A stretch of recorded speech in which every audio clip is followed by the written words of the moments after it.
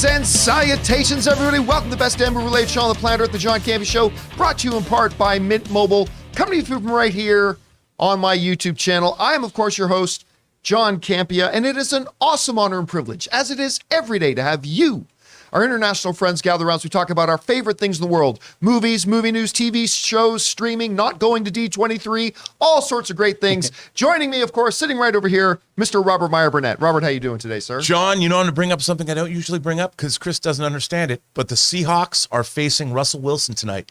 They're from Seattle. That's the Monday night game. Football. That's the Broncos Those led are now horses. by Those are horses. I'm catching up. Wow. Birds versus horses. I'm betting on horses. You know, a defecting Jedi Knight of the Pacific Northwest taking on his former team.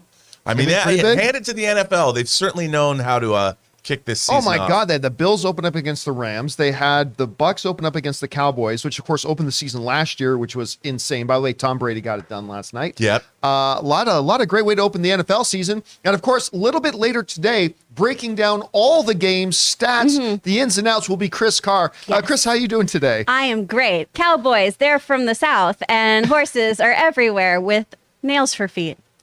Did it. Nailed it. Nailed it. Ready Got to go. ESPN, I'll call. Right, sitting over here, of course, joining us. He's going to be joining you guys in the live chat here today. He was over at my place last night watching some Game of Thrones. Ray Ora's here. Ray, how you doing? Hey, I did the impossible. I watched 2 movies. Kind of. What does that mean? Love and Thunder, I finished. Okay. Morbius, I started 4 times. And I can't, 20 minutes in, I'm just passed out. So I will try again today to watch Morbius. To get through Morbius. But Love and Thunder, I made it all the way it's through. a 2-hour music video. It is. That's a good description of it. It's a Guns N' Roses music video. I had no idea. I don't even know if I like it or not, but it was a 2-hour music video to me. By the way, also joining us last night at our place watching some Game of Thrones, Erin and her husband Tom, and little Tommy, little baby Tommy. Baby Tommy. I got to tell you guys this. I've never seen anything like it. Ray's a baby whisperer, because baby Tommy, Ray was sitting on the floor. That's just because where he always sits when he's watching stuff. He sits on the floor. So baby Tommy crawled over the edge of the couch and was just, the best word is engaging with Ray. And the baby was just laughing its fool head off. Like constantly. Like whatever Ray would say or do, the baby thought was the funniest thing that has ever happened in the history of the world. Baby knows baby. We have a connection. We're both babies. There was a real connection going on there. Anyway, guys, Both speaking cherubic. of connection, thank you for connecting with us here today and joining us on the show. Here's how today's show is going to go. We're going to break it down into 2 parts. The first half of the show, we're going to talk about some predetermined topics. Then in the second half of the show, we're going to take your live comments and questions. So 2 things. Number 1, you got to be watching live. And number 2, when we get to the end of the main topics, we'll announce that we're opening up the super chats, and that'll be your guys' cue to start firing in your comments, questions, theories, opinions, whatever, about any or all the topics that we discuss here today. Okay, guys, we got a loaded show here today, so let's get things moving here with a couple of off the tops. And our first off the top is this. You know, there's been a lot of good shows that have come out in the last couple of years. One of the ones that I was very interested in and have been very, very happy with is Henry Cavill's Witcher. Now, that is one going into it that a lot of people were excited about, but it's like, are they going to be able to pull this off? Are they going to be able to make this work? Season 1 crushed it. The way they use time and non-linear storytelling, because I can't remember how many episodes you got into season 1 where it's like, you start realizing, oh my God, these different stories they've been telling have not been happening at the same time. It was a really cool mechanism to use that I don't really recall seeing being used very often. It was used great. Season 2 was great. I didn't think quite as good as season 1. I didn't think season 2 was quite as good, but I still was thoroughly engaged with it, thoroughly enjoyed it. And they, of course, have been shooting season 2 or season 3, and it is now official. Production on season 3 is wrapped. Henry Cavill sent out a pleasant, nice message to all the people who worked on it, acknowledging all their hard work, saying, go get a great rest. And there's an official synopsis for it out now that reads as following. As monarchs, mages, and beasts of the continent compete to capture her, Geralt of Rivia takes Ciri on to Sintra into hiding, determined to protect his newly reunited family against those who would threaten to destroy it, says the official synopsis for the third season. Entrusted with Ciri's magical training, Yennefer, who loves being naked, leads them to the protected fortress of, here we go, Aretuza, where she hopes to discover more about the girl's untapped powers. Instead, they discover they've landed in a battlefield of political corruption, dark magic, and treachery. They must fight back, put everything on the line, or risk losing each other forever. Rob, we talk about the word tangibilization a lot. This makes me so excited. I'm so happy to see this show come back. The fact that it's done production now, I don't know when they're aiming to have it released by, because obviously they still have a long process of post-production to do, but I have loved this show so far. Hearing that season 3 is shot makes me happy. This synopsis sounds great to me. Anyway, Witcher season 3 is now wrapped up. What are you thinking? I think Witcher's a very respectable show. I mean, it might not reach the highs that we want, but it keeps. It's not Game of Thrones. No, but it's a good simmer, good boil. I like the show, and to know that season 3 shot. I mean, I'm sure they have a long post-production process. We probably won't see it till the spring or summer, I would imagine, maybe earlier, but I doubt it because you're talking 10 episodes. That's a lot of post, but it's cool that it's done and ready to go, and I like the fact that Henry Cavill's communicative. Obviously, he's allowed to do that. You know, Netflix says, yeah, go ahead and tweet or whatever. But it's exciting. I mean, I think that it's a good show, and that's all you can ask for, really. Chris, what have you thought about Witcher? Are you looking forward to season 3? Friggin' love this show. And I will say, I never read the books. I kind of tried to read some for when I had to do assignments about the show, and I read some of the original comics from way, way back in the day. The Polish translations are very, very hard to find. But the game is super fun, and I love that Henry Cavill is so committed to this character and such a book nerd, where he's on set giving notes about things and saying things like, well, actually in the book this happens like this. And I think that really, really shows in this show. You can tell how passionate he is. He's so committed to this character. He kind of married the game and the novel with the vocal work he's doing too. That low, gritty voice he does for Geralt is so good. I really have fun with this one. I love how just like campy and like ridiculous it can be at times, but then also have really, really beautiful grounded moments that are really human. Yeah. And the creature work on the show, I think, is astounding too. No, actually, yeah, the creature work is really well done. Cool. It's really fun. So I'm pumped. This is one of my favorites to watch. All right, guys, question is for you. What do you think about this? Witcher season 3 is now wrap production, going to be getting ready to head TVs. Now it's going into its post-production. What do you think about the synopsis? Are you excited? Have you been watching the show at all? Whatever you guys think, jump down to the comment section below and leave those thoughts there. Okay, guys, with that down, let's do another off the top, and that is this. Now, you guys may know that I absolutely loved Knives Out. Knives Out was like such a refreshing callback to an old style of movie you just don't see very much of, filled with an incredible cast that was just amazing. Each one of them brought a different spark of life to the entire movie overall. It was a wonderful whodunit and got a lot of awards, attention, all that kind of stuff. So they make the announcement that they're making a sequel. Not a great title, Glass Onion. I think the full title, what is it? Glass Onion, A Knives Out Mystery. Not a great title, but whatever. Titles are titles. Doesn't really matter. And, of course, the first trailer dropped for it the other day, which I thought was pretty charming. I liked it a lot. For a first trailer, I thought it was pretty good. The other ones will hopefully give us a little bit more of an idea about what's going on in this one. But Knives Out 2, Glass Onion, has now played at the Toronto International Film Festival. And now a lot of us who are fans of the first one have been crossing our fingers that this one can at least be almost as good as the first one. Well, according to the critics over at TIFF, this is better than the original. That's what they're saying. They're saying it's better than the original. Slash Film, our friends over at Slash Film are saying, yes, Glass Onion is even better than Knives Out. RogerEbert.com is saying in many ways it's more fun. It's a more fun movie than even the first. The Hollywood Reporter is saying it's more pleasing in most respects and neck to neck in most others. The Playlist writes, it manages to recapture the magic of that first picture without resorting to replication or imitation. It feels, frankly, like something of a miracle. IndieWire writes, Fans of the first Knives Out will find plenty of the same elements to love, although Rian Johnson has studiously worked to ensure that Glass Onion stands alone. The Guardian writes, the sequel will likely find those who prefer it over the original, and just a lot of feedback like that. Listen, I am ludicrously excited about this because, again, that first one, and I was worried about the sophomore slump. Did they capture in the first Knives Out a lightning in the bottle type of scenario with the perfect cast, right? The perfect assortment of various actors in different roles that it was just, like I said, lightning in a bottle. Did they get lucky? And then you find out that they got paid $450 million to make a couple of sequels. And you think, okay, not only did they just get lucky in the first one, will they now rest on the laurels because they're cashing those checks? Doesn't matter.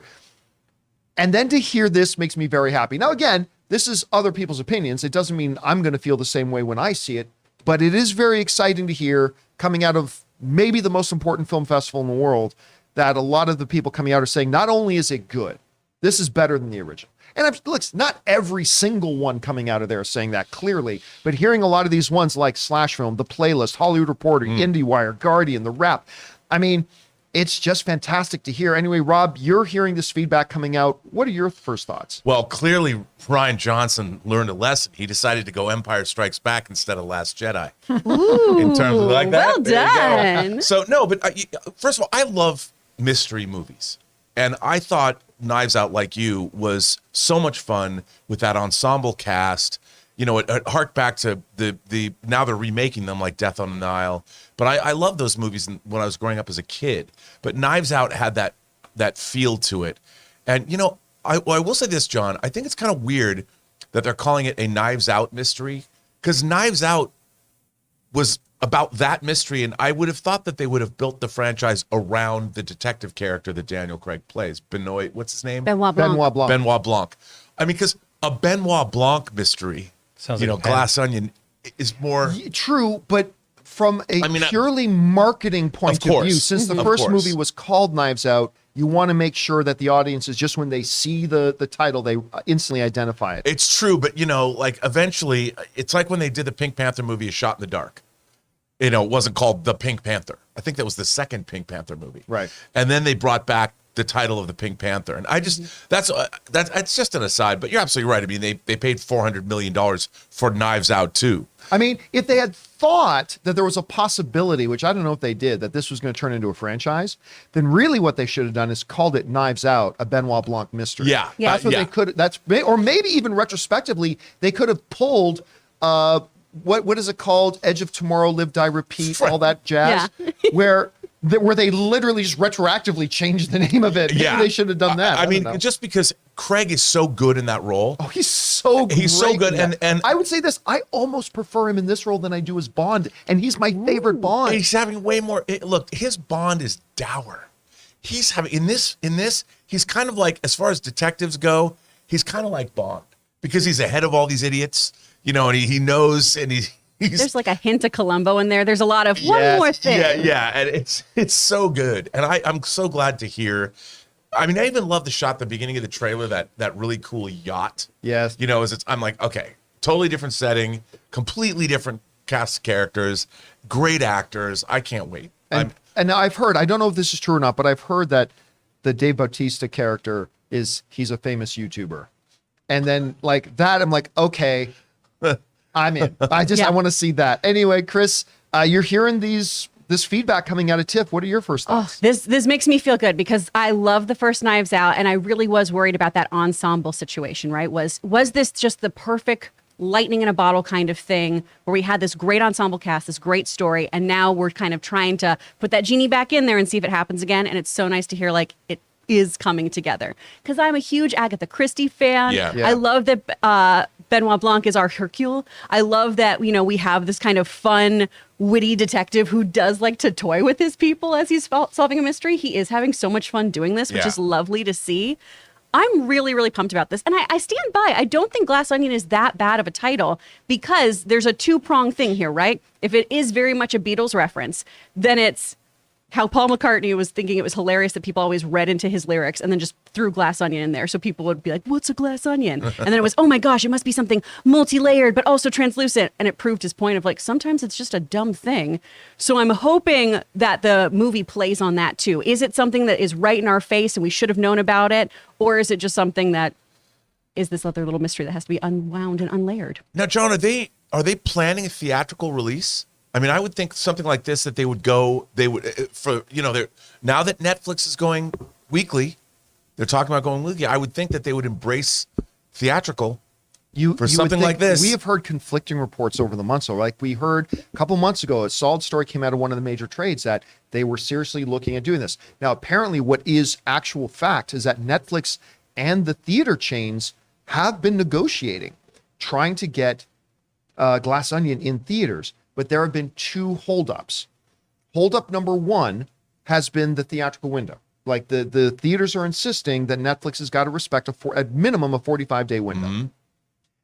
The second problem, which apparently is the bigger obstacle, is that the theaters are kind of insisting that Netflix make a commitment to how much they're going to spend in marketing. Because for the theaters, there's no point in having the movie on their screens if Netflix doesn't put up the money to advertise it. So that has apparently been the big holdup. And as the last I heard, talks are ongoing, but they haven't been able to make a lot of movement, I don't think. Yeah, because, you know, they don't have an apparatus. They don't have a theatrical marketing apparatus. I mean, that's a whole division of a studio. Yeah. So I can understand that. But, you know, I mean, why not make some of that cheddar back theatrically on a movie that is apparently this good? Well, more than that, Rob, you and I have pointed this out before. It's not... The bigger thing isn't even put it in theaters so you can make a little bit of that theatrical money. That's not even the big thing. Right. The big thing is it's been proved over and over and over again that if you put the movies in theaters first, later when you launch them on your streamer, it has a bigger launch on your streamer. It's been look what just happened with Top Gun Maverick. Because that thing didn't go... That thing released on for digital, availability for digital, way bigger than it would have if Top Gun Maverick had skipped a theatrical release and just put it straight to digital. I mean, it was going to be, I think it was number one digital and number one theatrical. Yeah, it was. First time in smashed history. A lot of records when it went digital because it had a theatrical release. So I think Netflix would like to do it. I know the theaters would like to do it. They just got to be able to find a way to find some common ground and make it happen. I just find it's interesting because the first movie was, for the amount of money they spent, it was a pretty big hit. Yeah. And so Academy Award nominated. Yeah, and this is going to expand on that. So why would you want to reduce the stature of a movie and throw it onto streaming? Well, it sounds like they're going to try to make it work. So whether they can or not, we'll find out. Question is for you guys. What do you think? The critics out of TIFF are saying this is better than the original, and I thought the original was fantastic. Maybe it wasn't your cup of tea. Maybe that one didn't really work for you. Maybe you're not even looking forward to this movie. Whatever your thoughts are, jump down to the comment section below and leave those thoughts there. Okay, guys. With that down, we're going to take a second here and thank one of the sponsors of our video. I love these guys, the good folks over at HelloFresh. Hey guys, we want to thank one of the sponsors of today's video, HelloFresh. With HelloFresh, you get farm-fresh, pre-portioned ingredients and seasonal recipes delivered right to your doorstep and completely ready to prepare. Skip trips to the grocery store and count on HelloFresh to make home cooking easy, fun, and affordable. And that's why it's America's #1 meal kit. And guys, I know we are always looking for ways to save some money. In fact, HelloFresh is 25% less expensive than takeout, and it's even more cheaper than going to the grocery store too. And HelloFresh isn't just for dinners. Shop HelloFresh Market for quick breakfasts, wholesome snacks, and even desserts. You'll find everything you need to satisfy your cravings without stepping a foot in the grocery store or mini-mart. Listen, you know, I've told you guys before, Ann and I are both working professionals, so finding time to eat healthy and eat together is often challenging. But I'm telling you, these HelloFresh meal kits have made it easy to eat a lot healthier, it's less expensive for us, and we have a blast. And there's nothing like feeling like a chef when you put the final product on the plate. So right now, go to HelloFresh.com/Campea16 and use the promo code Campea16 for 16 free meals across 7 boxes and 3 free gifts. That's HelloFresh.com/Campea16 and use the promo code Campea16. And thank you to our friends at HelloFresh for making such awesome food and also for sponsoring this episode of the John Campea Show. I want to remind you guys that links and the promo codes for all of our sponsors are down in the description below. Make sure you go and check them out because when you support our sponsors, you're actually supporting our show. So thanks again to HelloFresh. All right, guys. It's that time of the show now for our new segment here that we simply call our Mint Mobile Hotline Question of the Day. You guys have an opportunity to call our hotline at 951-268-4259 and leave a voice message that maybe you will hear your own voice right here on the John Campea Show thanks to our friends at Mint Mobile. So, Jonathan, what is our Mint Mobile Hotline Question of the Day today? Hey, John and crew. This is Zach calling from Ohio. I was just calling about the Secret Invasion trailer, and I am just beside myself with the graphics in that trailer. I thought it was a movie. I can't believe it's going on Disney Plus. What's everybody there thinking? Thanks for the time. Have a great day. All right, thanks for calling in, even though your mom was sleeping in the next room and you were trying to keep your voice down. That was very courteous of you. The Secret Invasion trailer. Now, we're going to be talking a lot about D23 from here on out, rest of the show. Overall, pretty damn disappointing event, but we'll get into that details a little bit. But even though the overall event was pretty disappointing, we'll talk about why more. There were a couple of glimmering moments. One of those moments was the Secret Invasion trailer. Now, of course, this was a show we all knew was coming. It's been in production. We've known everything about it, but they dropped their first trailer for it. Now, you mentioned the visuals. I don't know that there was really much. I'm not saying the visuals were bad, but there really wasn't much in the way of visuals really in the trailer, which was perfectly fine. I still thought the trailer was great. I thought it gave that great sense of a great 80s thriller mystery sort of idea. The way they have evolved a bit, Nick Fury, the way he's evolved. Like, I love that scene in the trailer when he's sitting down with Maria Hill and she's like, oh yeah, you want my help? Hey, you've been more than happy to ignore my calls for whatever. And he's just like, yeah, well, this is different. Which I just love. I love that grizzled look that he has now. I just thought, and to see Ben Mendelsohn back is fantastic. So I just thought, and it looks like Rhodey's now some kind of probably a congressman or a senator or something here. But I just thought overall, this looked like here's how you know it was really good.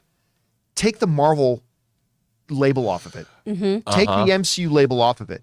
You just drop that and forget Nick Fury. Call it, Ram Harbuckle and the mystery of the espionage and whatever. This is still a great trailer. Yeah. And so, I thought this was one of the shining moments. I liked it a lot. Rob, you had a chance to take a look at it. What did you think? Well, I loved it. I've read the script for this show, and it doesn't disappoint. And I'll tell you something. One of my favorite shot in the trailer is when Ben Mendelsohn's he's in a restaurant or something, and he stands up. And there's all these people surrounding him that are already. They're all clones. You see them, they're all the same guy. Yeah. I didn't notice that the first time I saw the trailer. When all those guys stand up, you realize, they're all exact duplicates. Yeah. All those scrolls. And I was just like, okay. And because I didn't know what tone they were going to go for, it seemed pretty gritty. But it looks like they've retained that tone, and I really like that. I mean, I like that about the Falcon and the Winter Soldier was that tone, and it looks like they've leaned more heavily, really into that. And like you pointed out, it looks like one of those great Tom Clancy espionage thriller. I love those things, and it looks like they pulled it off. Chris, you had a chance to see the Secret Invasion trailer. What did you think of it? Oh, man, it looks like such a good spy thriller. It looks so fantastic. And I'm so excited that we do have some really great MCU things in there. We've got Damage Control popping up. We see Everett Ross in there again, who I friggin' love Martin Freeman, so I'm so excited to have him in this. But honestly, I'm really excited about how they seem like they're taking this in a direction that isn't super true to the comic. It feels like its own thing. Because the Brian Michael Bendis story is great. The ending is a little for me on that one. Yeah.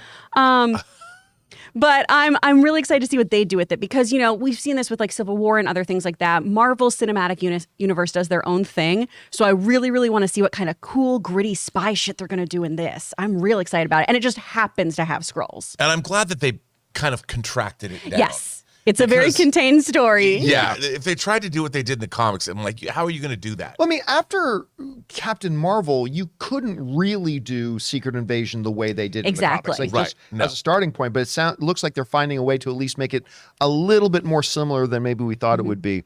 Anyway, guys, questions for you. Did you have a chance to see the Secret Invasion trailer? I thought it was really quite good, even if it wasn't an MCU thing.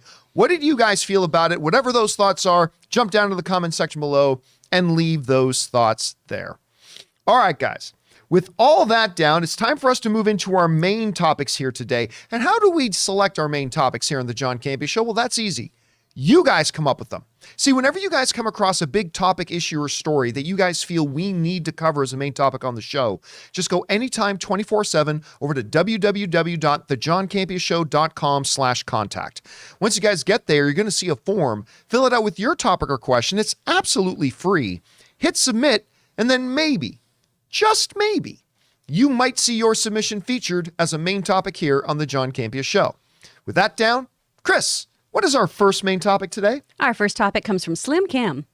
Hey, John and crew. So Charlie Cox was recently interviewed talking about the upcoming Daredevil Born Again show. And when they asked him if it could be a continuation, he said no. It's a season 1, not a season 4, and that everything is brand new. To me, this further brings home the point that Netflix shows aren't canon. But what do you think of his comments? And does it sway your excitement for the new show going forward? All right. Thanks a lot for sending that in. And yeah, listen, I've been saying for a long time that I don't believe that the Daredevil, the Charlie Cox that we see that popped up in Spider-Man No Way Home is the actual same Daredevil, Matt Murdock, that we saw in the Netflix series. It was clear that the Kingpin we saw in Hawkeye was not the identical Kingpin to the one that we had in the Netflix series, because he simply had a different backstory and he now had abilities and powers that he never had before. So whenever I would say that, a lot of people would get very mad at me saying, insisting, this is season 4. Even a lot of the outlets refer to the upcoming Daredevil project, Daredevil Born Again, as Daredevil season 4. But Charlie Cox has, over the last couple of months, made comments that we've discussed here on the show that make it sound like this is going to be a new thing. Yes, it is the same actors. They're probably going to try to capture a lot of what they had in the Netflix series, but apparently this isn't the same. And he said something this weekend that is more poignant towards that than I think we've ever heard him say before. This is what Charlie Cox had to say. When asked about it, he said this: I think that the sense is it is a new beginning. It is going to be different. It is going to be totally different. It is going to be new stories and new ideas. It is a season 1. It is not season 4. So it is a whole new thing, which I think is the way to go. If you are going to do it again, do it differently. So that comes to us from Charlie Cox, the star of Daredevil himself. So look, does this now 100% confirm that the Netflix shows are not canon to the MCU? No. I look, as much as I've been saying this is not the exact same ones for a long time, I would not go so far as to say that this now locks it. It's guaranteed, done, no more discussion about it. The Netflix series are not canon. I would not go that far. But I would say that it makes me believe that even more, hearing this coming from Charlie Cox. So anything is possible here. Anyway, Chris, we've talked about this before, about whether this is the actual same Daredevil that we had in the previous thing. I mean, we saw clips of him in She-Hulk. He's wearing a completely different costume. He says it's totally going to be different. Now he straight up is saying, this is totally brand new. This is not season 4. This is season 1. What do you think about his comments, and where does that leave you as far as your thought processes, whether or not this is the actual Netflix Daredevil or not? You know, I went into this very optimistic and telling people constantly, hey, no, it's not going to be like goofy chuckle fuck Daredevil, calm down, it's fine, he's not going to be some goofball. And I still don't think that, but it does give me pause that this is a totally new version of this. I was really hoping we were doing this kind of cafeteria style. Take what works and leave behind what you don't want on the tray. You know what I mean? And so I was hoping that it would just be Daredevil that fits into the MCU as we know it, taking the things that we liked from that, maybe readjusting some of the things that happened in season 3, changing that storyline with the hand a little bit just to kind of fit the events of what's happening now. I really believe in this show, though. I really believe in this cast. I love Charlie Cox in this role, and obviously Vincent D'Onofrio is wonderful. He's born as to Kingpin. play this He's role. so good. And the version he did in Echo, honestly, wasn't too far off from what we'd seen. We just weren't seeing him do, horrific acts of violence or staring menacingly at a painting. Wearing Hawaiian shirts. Wearing Hawaiian shirts. And you know what? Sometimes you got to change up your fashion. That's fine. So I'm still hoping that this show delivers, but I'm trying to just let it be what it wants to be and not bring in the previous seasons with me. I can always go back to those. Those were quality television. It stands still as one of my favorite opening sequences. I know you're not as keen on it, but I really enjoyed that show. And if this one doesn't yes and it for me, that's okay. It's pretty funny because you go back to those old shows and whatever. With Marvel now embracing multiverse, I mean, you can very easily have your cake and eat it too. Mm-hmm. You can say, well, no, the Netflix shows were in a way canon. This is just a variant of that Daredevil and a variant of that King. I mean, there's a lot of different ways they could approach it, or they'll go heavy one way or the other. Rob, you're now hearing what Charlie Cox has to say. What do you think about his comments specifically? And like I asked Chris, where does that leave your thought process of, is this the Netflix one? Is it not? How does that shape it? Well, being that we are in the middle of the multiverse saga, I have no problem with them starting again. I mean, even the Born Again storyline it was mined for Mark Steven Johnson's Daredevil movie with Ben Affleck. But if they went back and they even made it more like the comics as opposed to less what Marvel usually does, I think it could be a great way to introduce the character. And it can be, I mean, the fact that they keep the same actor, why fix it if it ain't broke? He's a great Daredevil. Bring him back. Same with Vincent D'Onofrio's Kingpin. And now the Marvel Cinematic Universe is in such a place where they can go back and do a soft reboot, whatever. Give us a new Daredevil the way that the MCU would do it. Right. And it doesn't decanonize in a way. They've shown The that Netflix series. The Sam Raimi movie, the Mark Webb movies, all the Spider-Man movies are now canon. Theoretically, different universes. We got the same actor in a different iteration of the character, which I think is great. And I think it's believable. They'll give us the MCU version. We've already seen him in Spider-Man No Way Home. And while he cracked a joke, it was a badass joke. It was a great joke. I'm a good lawyer. I mean, that's wonderful. Yeah, I mean, that was his introduction. And Matt can be quippy. He is in the comics. That's fine. Well, he is in the Netflix series too. He can be very quippy. He can be quippy, but as a badass. And all I can tell you, John, is one of the things that I didn't like about the Daredevil series is how the Hand was portrayed. Even Elektra, I love the actress that played Elektra, but I thought they could lean into it more. And if we get more ninjas, come on. I mean, and I think there are going to be some people that read Charlie Cox's comments and feel upset because we're so invested in the Netflix series. But like we were saying, like the Andrew Garfield Spider-Man universe and the Tobey Spider-Man universe, the MCU is now acknowledging those are out there. It's not this universe, but those actually happened. And one of the smart things it does is it allows the people who are going to be running Daredevil Born Again the flexibility that this means if this is a new version of them, it means we can bring whatever we want over from the Netflix shows. Yes.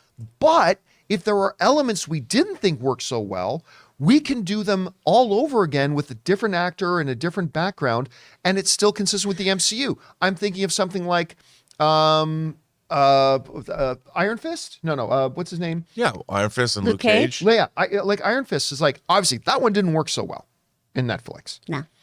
So it gives them the opportunity to say, hey, it's the Daredevil you kind of remember. It's the Kingpin you kind of remember.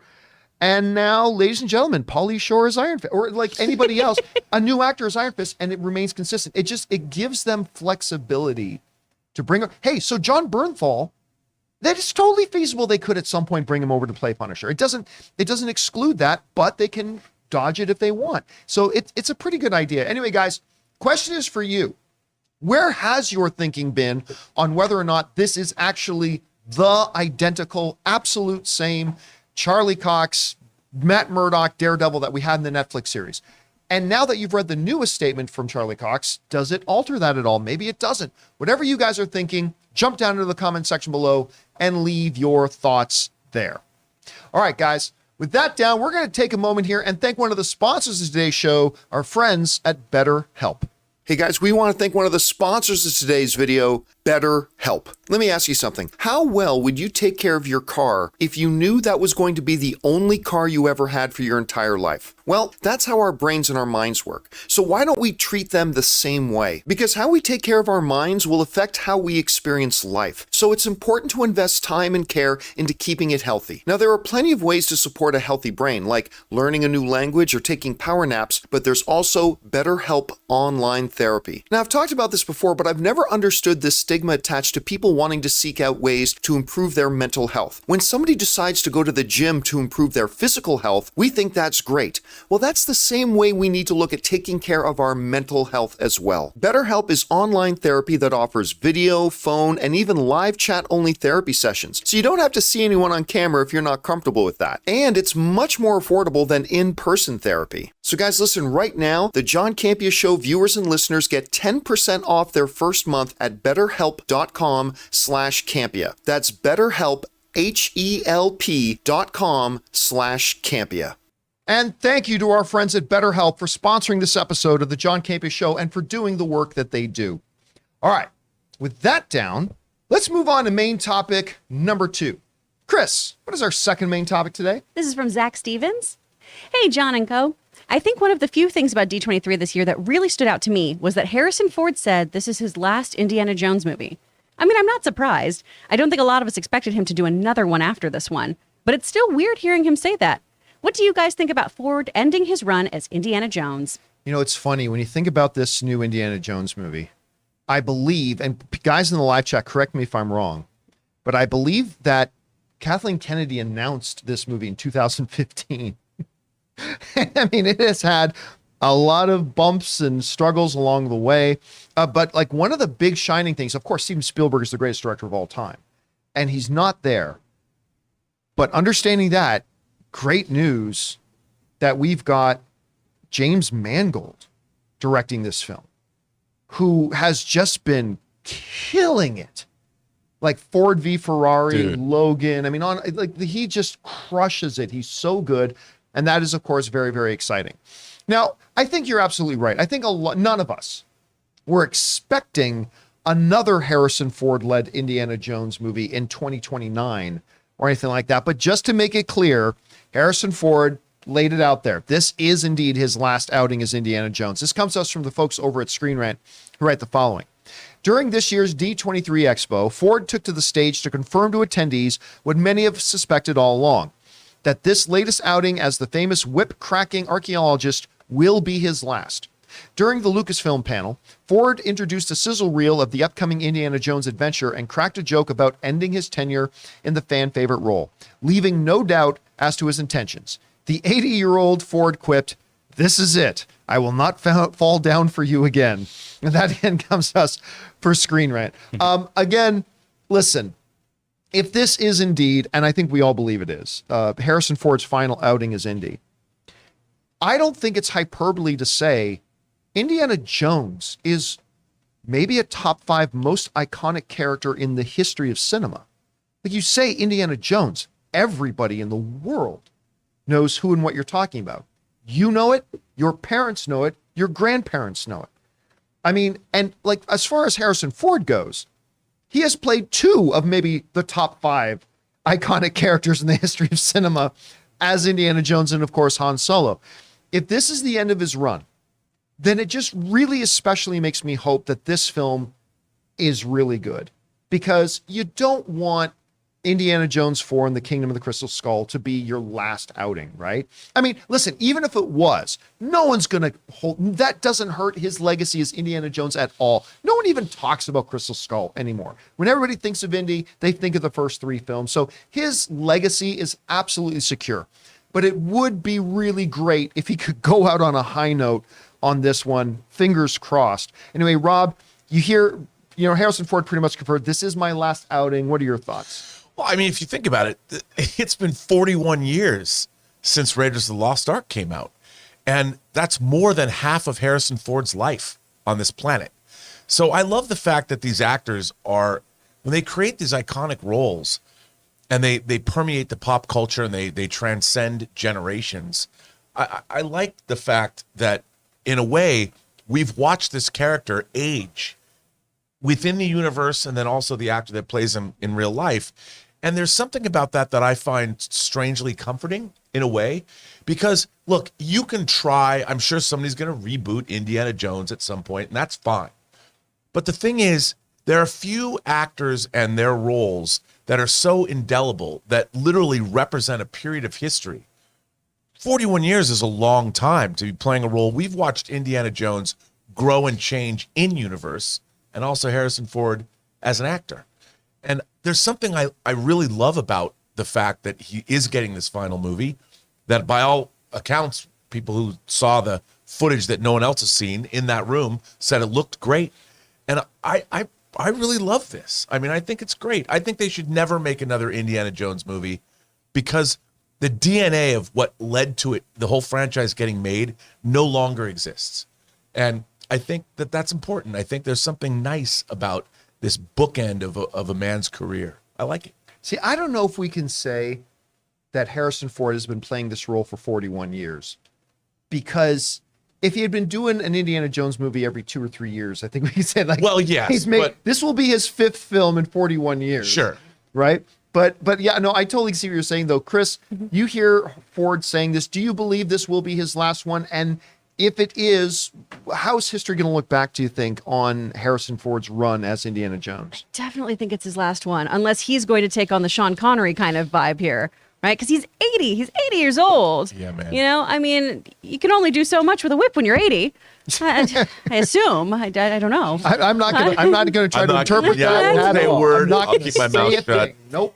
Do what you want with that. But I mean, Not he's taking the bait. He's very iconic in this role, and to go off of what Rob was saying here too, if they do recast this and the rumors are true of him like threatening other actors with the "Don't you get it? I am Indy," Right. he'll just haunt that set, and that'll be a really fun behind-the-scenes documentary that we'll get. I mean, I really think this is going to be his last hurrah, and I think it'll be fine. And you know what? Crystal Skull always live on forever in my wedding vows, so I'll always have that. You know what? I will say this. I believe that it is Harrison's last one. His place in history is secure forever. I don't believe this is the last Indiana Jones movie, though. Right. And I'll go so far as to say, I don't think it should be the last movie that they ever do. Like, I just hate the thought that, look, when you average it all out, Harrison Ford played Indiana Jones once every 8 years, when you average it out. I would hate the idea that somebody, whether it's a Steven Spielberg or a James Mangold or a James Gunn or anybody, came up with a fantastic story idea for an Indiana Jones adventure, but then we said, no, because it can't be Harrison Ford anymore. I mean, like I've talked about this before. I think you are right, Rob, when you say, I don't know that there's another character that is as inseparable from who played them as Indiana Jones was. But I think when you go back to like the Solo movie, which was a bad idea to make in the first place, but I think Alden Ehrenreich proved that somebody else could play the role. Yes. And made a pretty fun movie out of it. Yeah. And maybe lightning could strike with that if they did another. Look, Indiana Jones is way too valuable of an IP. Right now, outside of Star Wars, Lucasfilm doesn't have anything else. They're going to try to make Willow one. But I mean, great, I think, though.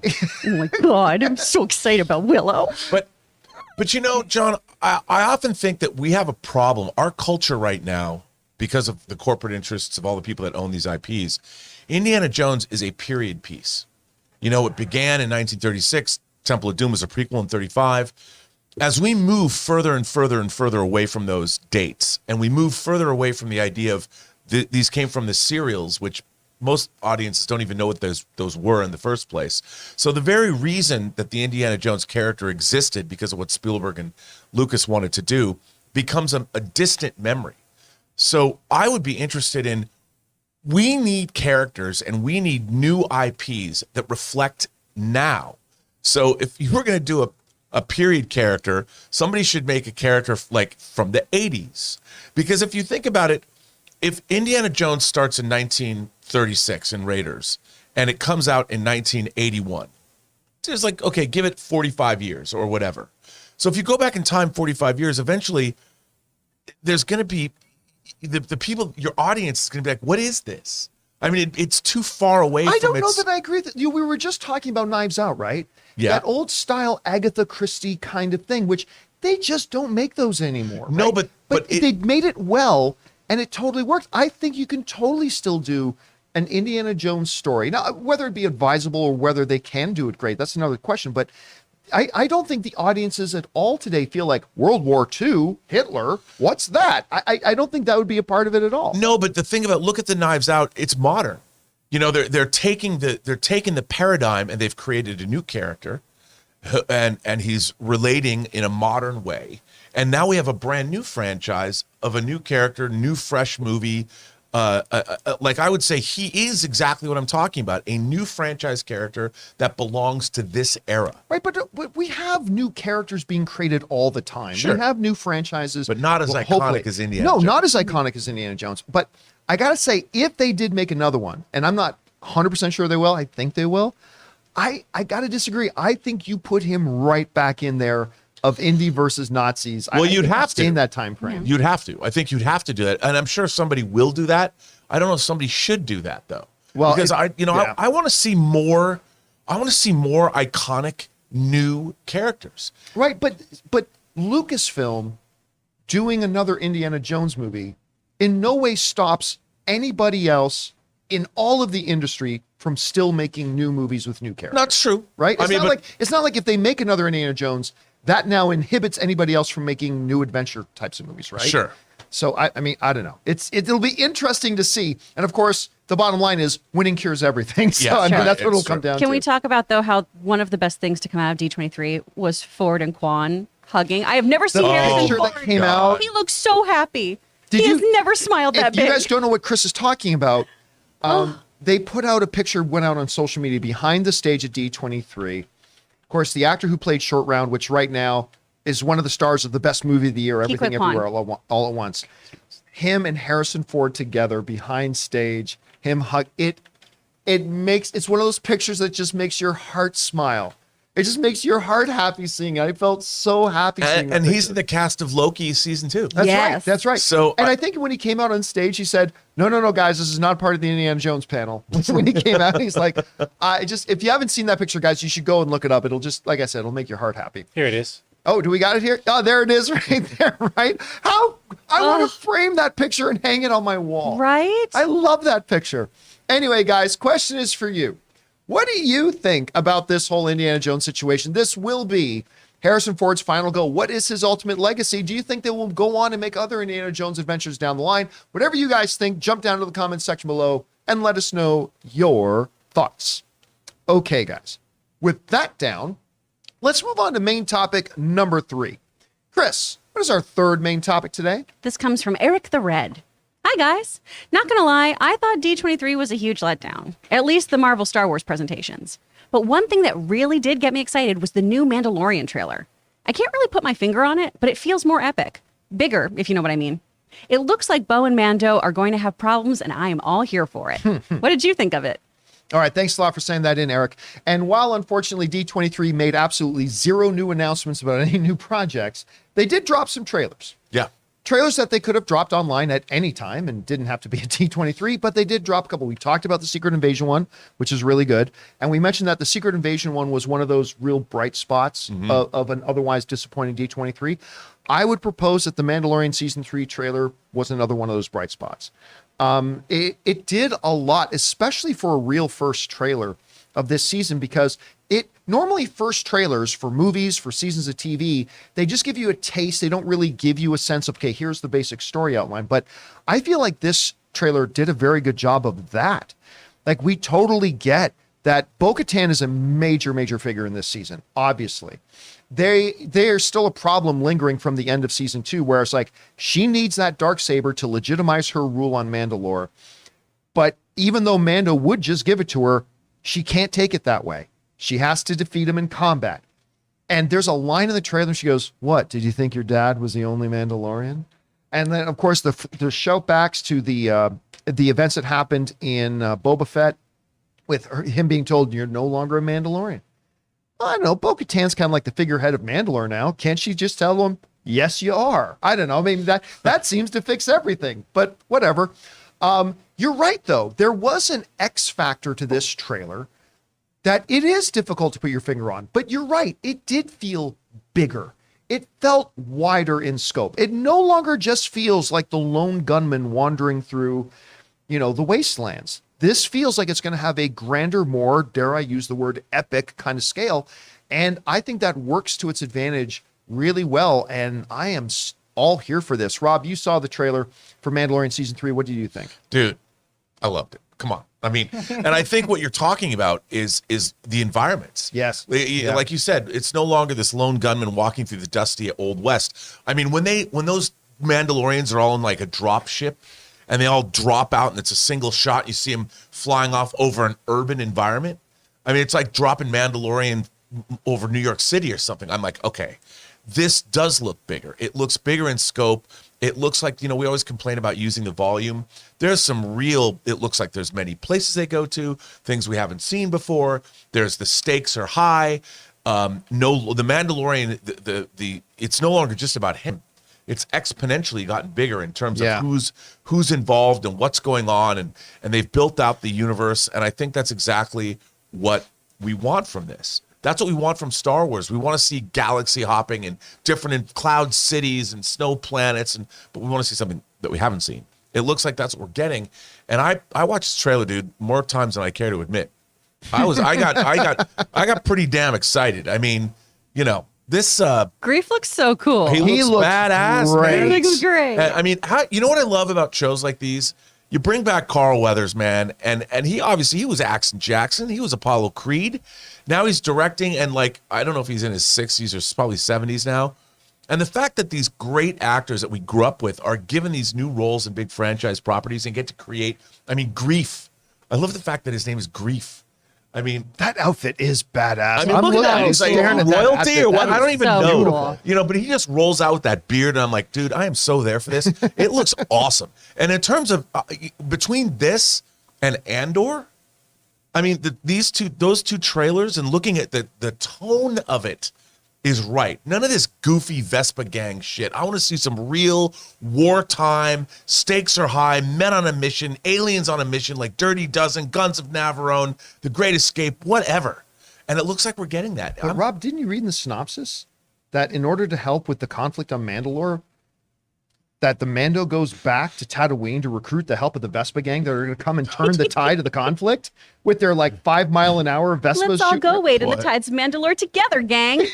Woo! They're actually going to do a trench run on Mandalore with them.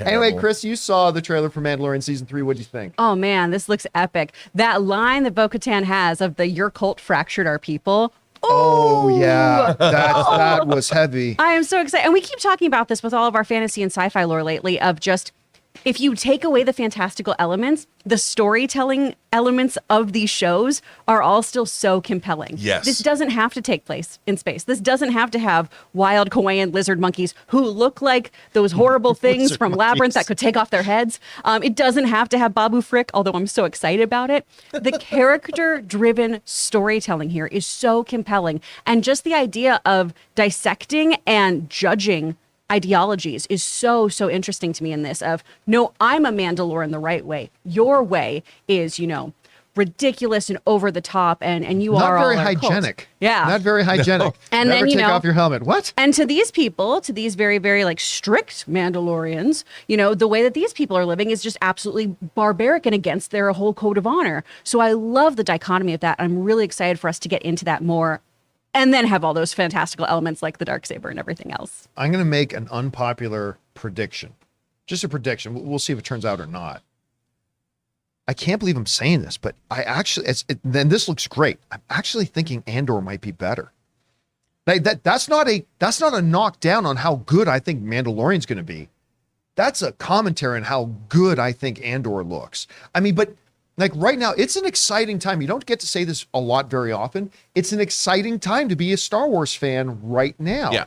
Having Andor, which looks utterly ridiculously good, Mandalorian Season 3, which you already know Mandalorian is really good. Mm-hmm. And he was the best part of everything in Boba Fett. So, we got some good stuff coming, and I'm very, very excited. Anyway, guys, question is for you. Did you have a chance to see the trailer for Mandalorian Season 3? If so, what did you think? Maybe for you, it was a bit of a letdown. Maybe it didn't live up to the previous 2 seasons. Maybe you're like us and you thought, man, this thing looks amazing. Whatever you guys think, jump down into the comment section below and let us know your thoughts. All right, guys. With that down and out of the way now, we're going to take another quick second here and thank another sponsor of today's show, our good friends over at Manscaped. We want to take a second to thank the sponsor of today's video, Manscaped. Now, guys, you know I love Manscaped. You've heard me go on and on about the Lawnmower 4.0 and that body wash. I love it so much. And so we got to ask, guys, have you started your spring cleaning yet? The carpets need cleaning, the drapes need dusting, and your lawn needs mowing, gentlemen. And you guys know Manscaped is more than just one product. They have a whole lineup of products to help you guys feeling, smelling, and looking your best. And so Manscaped is proud to present to you the Performance Package 4.0, which is the only tool that you need to keep your boys looking, smelling, and feeling good this spring. Now, to start off with, you get the Lawnmower 4.0. Guys, we have talked about this. What is wrong with us? Why have we for so long been using these terrible tools that were never meant for cutting our hair down there? The razor clipper things on our electric razors. That's barbaric, guys. You need the Lawnmower 4.0. And then there's the Weed Whacker. You guys have heard our own Ray Ora talk about this thing. He loves using it to get that hair in your nose and the ear hair. And then they offer lots of other stuff like the Crop Preserver. It's an anti-chafing ball deodorant and moisturizer. The Crop Reviver. It's a spray-on toner for your balls. And of course, they've got the perfect grooming tool for your face with the Plow 2.0, the perfect razor for the finest shave on that face. So guys, get 20% off plus free shipping with the code Campea. That's CAMPEA at manscaped.com. That's 20% off and free shipping with the promo code Campea at manscaped.com. It's time to throw out your old hygiene habits and upgrade your life. Balls matter. Guys, thank you to our friends at Manscaped for supporting this episode. I think I broke Chris. Sorry. We were talking while the ad was running. I truly love this device. I really, really do. And again, thank you again to our friends at Manscaped for sponsoring this episode of the John Campea Show. All right, guys, with that down, let's move on to main topic number 4, shall we? Yes, please. Chris, what is our 4th main topic today? This is from Atroyus the Abyss Walker. I hope the weekend gave you plenty of time to cool off because I might be reigniting some negativity. Uh-oh. This may be the first time that I'm disappointed in an MCU announcement. The cast for the Thunderbolts has been announced, and I couldn't help but notice that nearly every character included has the exact same skill set. I love the actors, love the characters, and any other movie with this type of lineup would sound like a dope action movie. But for an MCU Thunderbolts that's taking the place of what would normally be a grand adventure story, the news feels wildly overwhelming. What are your thoughts on the announcement? Am I overreacting? Thanks and have a beautiful Monday. All right, man. Thanks a lot for sending that in. And yeah, I have some certain feelings about Disney as a whole right now, and they ain't fucking good. That said, I'm still objective enough that I can look at the Secret Invasion trailer and say that was good. Look at the Mando trailer, say that was good. The only real announcement that came out of D23, Star Wars, the Lucasfilm, and the Marvel panel, the only real legitimate announcement, and really it only ranks as a secondary or third tier announcement, was the cast lineup announcement of Thunderbolts. But I will say this, contrary to popular belief, what seems to be out there, I thought it was a great announcement. The basic announcement of the rundown of who is going to be on this team, I'm actually excited about, and it's actually made me interested in Thunderbolts. Straight up, I have not been interested in the Thunderbolts idea at all. I mean, don't get me, I haven't hated it, but I'm like zero interest. I've been so meh about the whole idea about a Thunderbolts movie. This cast announcement and the character lineup actually makes me intrigued about this, and I'm kind of looking forward to it now. This comes to us from the folks at Marvel itself. Marvel's website wrote the following. David Harbour as Alexei Shostakov. I don't know. I think he's the Guardian, Red Guardian. Anyway, Hannah John-Kamen as Ghost. Love seeing that she's coming back. Julie Louis-Dreyfus as Valentina Allegra de Fontaine. Sebastian Stan as Bucky Barnes. Wyatt Russell as John Walker / U.S. agent, with Florence Pugh reprising her role as Yelena Belova and sending in a video message for the audience. While talking about reprising her role as Val, Julie Louis-Dreyfus joked that Feige had her hooked the second he said the word Countessa. Say less! Harbour was excited to put on Red Guardian suit again too, and he's thrilled to be teaming back with his on-screen daughter, his beloved Yelena. Russell, meanwhile, joked that he's the most boring Avenger among the group. As for Bucky, Stan can't help but wonder aloud if the Winter Soldier might actually be the most stable of his new teammates. Only time will tell. All right, let me say that here's the basic reason why I'm actually very, very pro this whole announcement. Sebastian Stan as Winter Soldier. Listen, I didn't love Falcon and the Winter Soldier, the series. It was all right. I didn't love it. But Sebastian Stan as Bucky is great. And I liked him in that show. And we know he's not really going to play a role that much, if at all, in Captain America New World Order. So to hear that he's still being used in a way like this is great. And I think he's going to be a fantastic addition to the team. Again, seeing Ghost come back is wonderful. I love that they're going back to her.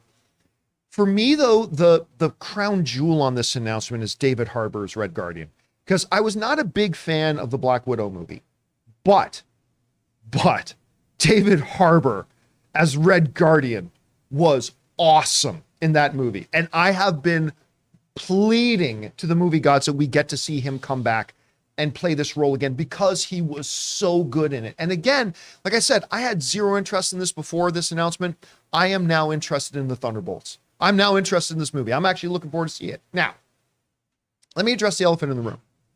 I've seen a lot of complaining online of the lineup saying, well, it's just all guys with the same power set. I mean, Bucky's a super soldier. Alexei's a super soldier. U.S. agent is a super soldier. I mean, even to some degree, Taskmaster is kind of a super soldier in a way. You know, that's boring. Here's what I would say to that. I think that's nonsense. And here's why I think it's nonsense. Power sets do not make characters interesting. Listen to me here. Power sets do not make characters interesting. Character makes characters interesting. And when I look at Sebastian Stan's Bucky Barnes, that's a really cool character. It's not that, well, what makes his character good isn't it? He's got a vibranium arm. That's a great character. No. I mean, but it's the character of Bucky Barnes. The reason I loved Alexei in Black Widow had nothing to do whether he had super strength or whatever. That had nothing to do with why I love the character. It's because his character is great and engaging and wonderful. The reason I'm excited that we're going to see U.S. Agent come back here, this Walmart Captain America, as we refer to him as, is because by the end of that whole story, he was a fascinating character. A guy who really did want to do right. He wanted to live up to the mantle of Captain America, but he had some absolute character defects and flaws that taking the super soldier serum really played into that. And then he realizes it getting near the end and he tries to make amends the best. I mean, that's an interesting character. And yeah, we can go on and on about, well, they all have super soldier power. Sure. But Bucky, Alexei, and U.S. Agent, they are radically different characters. And again, the powers don't make characters interesting. Character makes characters interesting. And that's why I look at this and I'm like, yeah, now I am in. I am now in. And one last little thing I want to point out. One last little thing. So the Marvel webpage, and Jonathan, if you can bring up that quote again just for a second. The Marvel webpage, which was the actual place that was that gave this quote. This is from the Marvel's official page, okay?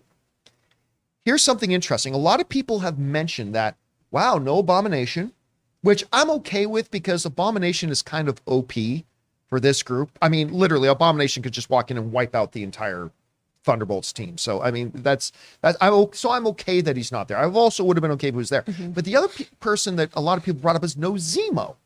A lot of people assumed there would be Zemo. Okay. Here's the thing. When you look at the actual Marvel page, right? The URL of the Marvel page, this is like putting on tinfoil hat, looking for little clues. The actual URL for it is marvel.com /articles/movies /D23-2022 Thunderbolts Zemo-Yelena. That is the actual pre-made, pre-prepared URL They're gonna that fall in love. this story came up on, and Zemo's name is actually right in the URL. So again, I don't want to do the whole let's fire the heading meeting and everything, because I know that's totally how I'm coming across. But that leads me to believe that Zemo is going to be a part of this. I mean, again, I got no verification of that. That's just me being sneaky. Anyway, Chris, the Thunderbolts announcement came out. I had zero interest in this. I am interested in it now. What did you think about the lineup? Oh man, David Harbour got me on board for this. I'm so hyped because his Red Guardian's so great, and I really, really want them to play up all of his Captain America BS with Bucky. I just want him to be telling stories and have Bucky just staring at him like, you lying piece of shit. I think that rivalry is going to be so fun. His dynamic with Yelena, too, is so, so great. I'm really, really pumped. And obviously, you can't go wrong with Julia Louis-Dreyfus. She is perfection. Yeah. She is so great. She's won so many Emmys. She's an incredible, incredible performer. I am interested to see how Wyatt here, how our U.S. agent plays into this, because he's got a lot of pent-up aggression. And He's got- baggage. yeah, a lot of demons. And are these other people going to trust him? Is he constantly going to prove himself? Is he going to think that he's better than these Russian spies and sorts? Because he has his own Americana ideology built into him in such a way that I think is going to be really, really interesting here. I'm excited to see how it plays out. Rob, what did you think about the lineup, and what part of it, if anything, stood out to you the most? Well, first of all, to address what our viewers said about the same kind of powers. I mean, look, I've grown up watching movies about Marines, you know, Saving Private Ryan. You're watching a group of basically people that have the skill set of the U.S. Army. And you, like you said, John, the characters of a team are what make it fun. The interaction, the different kinds of people they are, but they all have to achieve a single goal. I love that kind of thing. And look love at that cast look, picture. Look at these that, folks. look at that cast picture. Look at You're these like, beauties. come on, you want to see that movie. I love the fact that all of these characters, there's going to be tension between all of them. And yet they have to accomplish a goal, and it's not going to be so over the top like Suicide Squad. I mean, I am hoping this will be much more like, I mean, look at the Space Marines and Aliens. We don't see them for very long, but they're all different kinds of people. Right, but they all have the same superpowers. None. None, Right? zero. The A-Team, Yeah. Hannibal, Face, Murder, they all had the same superpowers. None, but they were great characters. Great characters, and you love them. And I think when you get these, the question that I have is obviously, I hope they're not fighting somebody like Thanos, because they're not. It's going to be a much more down-to-earth threat, whatever that threat is. I mean, down-to-earth meaning probably not cosmic, something on Earth, something big, some kind of, if they have to go assault some Maybe it is fortress. Zemo. Maybe Zemo's the Yeah, I mean, but I could see antagonist here. Zemo is the general that's their on site statistician or whatever, the guy calling the shots. Because I love Zemo. Zemo should absolutely be a part of this team, and I could see that happening. But for me, this is exciting because Marvel is leaning in to those movies I loved of the '60s, like whether it's Where Eagles Dare, whether it's Dirty Dozen, like I said, Great Escape. It's got that feel to it. I love those kinds of movies, and I look at this team, and I'm like, I'm already entertained by this lineup, knowing how they're going to deal with one another. The only one I would say, looking at this image, that I would have been okay if they had just submitted was Taskmaster. Because like coming out of Black Widow, where I was saying Alexei was my absolute number one favorite part of it. The two villains, Taskmaster being one of them, were the absolute weakest parts. Right, but they're going to develop. They're going. I know they absolutely Yeah. will. They're gonna flip the absolutely going to do script. something here. But I'm saying the addition of Taskmaster here doesn't do anything to get me excited. Whereas all the rest of them, Ghost, Yelena, Julie Louis-Dreyfus, U.S. Agent, Bucky, I mean, all of them this to me looks like this is Marvel's answer, I think, to the Suicide Squad. Yeah. Yeah, without having Without having to be like, everyone's got a chip in their head, so there's this Yeah. element to it. To go back to what you're saying about characters, though, John, I think Taskmaster for you is going to be able to have like a really fun storyline if it's all about developing her agency, Right. Getting to actually make choices. Is she part of this team because she chose to be, or is it a manipulation? Is it a carrying on of what her father did to her? I think that could end up being really, really compelling here. All right, guys. Question is for you. What do you think about the lineup for the Thunderbolts? To me, it was actually the most significant and probably the best and maybe only news that came out of D23. I was not interested in this movie. I am now interested in this movie. What did you guys think about it? Maybe you loved it like us. Maybe like our viewer who wrote in, it really was underwhelming for you. Whatever you guys think, jump down into the comment section below and let us know your thoughts. Okay, guys. With that down, let's move on to main topic number 5. Chris, what is our 5th main topic today? Woo! LJ Maloney. Hey, everyone. Love the show. So after seeing the reveals from D23, I'm not too excited about anything. I mean, I am looking forward to Mandalorian Season 3, but I knew that was coming. The Marvel shows and upcoming movies they presented along with the Star Wars presentation just did not grab me. I mean, not much on the Fantastic Four front. Was D23 a letdown? Maybe even a missed opportunity to excite fans? Is it just me? Is there anything from D23 you guys are excited about? All right. Thanks a lot for writing that in, LJ. Now, listen, we've spoken on the show today about a couple of things that I do think were shining bright moments of D23. Again, the Secret Invasion trailer, the Mandalorian Season 3 trailer, Thunderbolts announcement was the only real news. I don't believe there's any other way to say it, but D23 was an absolute failure. It was an absolute failure on Disney's part. And I will kind of go into why I think it was an absolute, it was a failure. And quite frankly, the way you put it in your email is right. It was a complete missed opportunity. It was a complete missed opportunity. Now, before we go into the specific details of why, I've had a lot of people write to me and just legitimately inquiring and saying, John, do you think some people, and maybe even your own, lack of enthusiasm for what they did at D23 and the letdown you feel by D23, could that be perhaps a result of the whole not letting your speculation become expectation? Were we expecting too much? Were we expecting the Fantastic Four cast announcement to happen? Were we expecting Ryan Reynolds to come on stage as Deadpool? We were expecting all that kind of stuff. I would say this, that I don't think any of us needed, we're talking about speculation becoming expectation. Yeah, we were kind of expecting Fantastic Four to be announced, but they didn't. That's okay. They didn't need to announce the Fantastic Four like we kind of thought they would. But if they had done a bunch of things but left out just Fantastic Four, that's perfectly fine.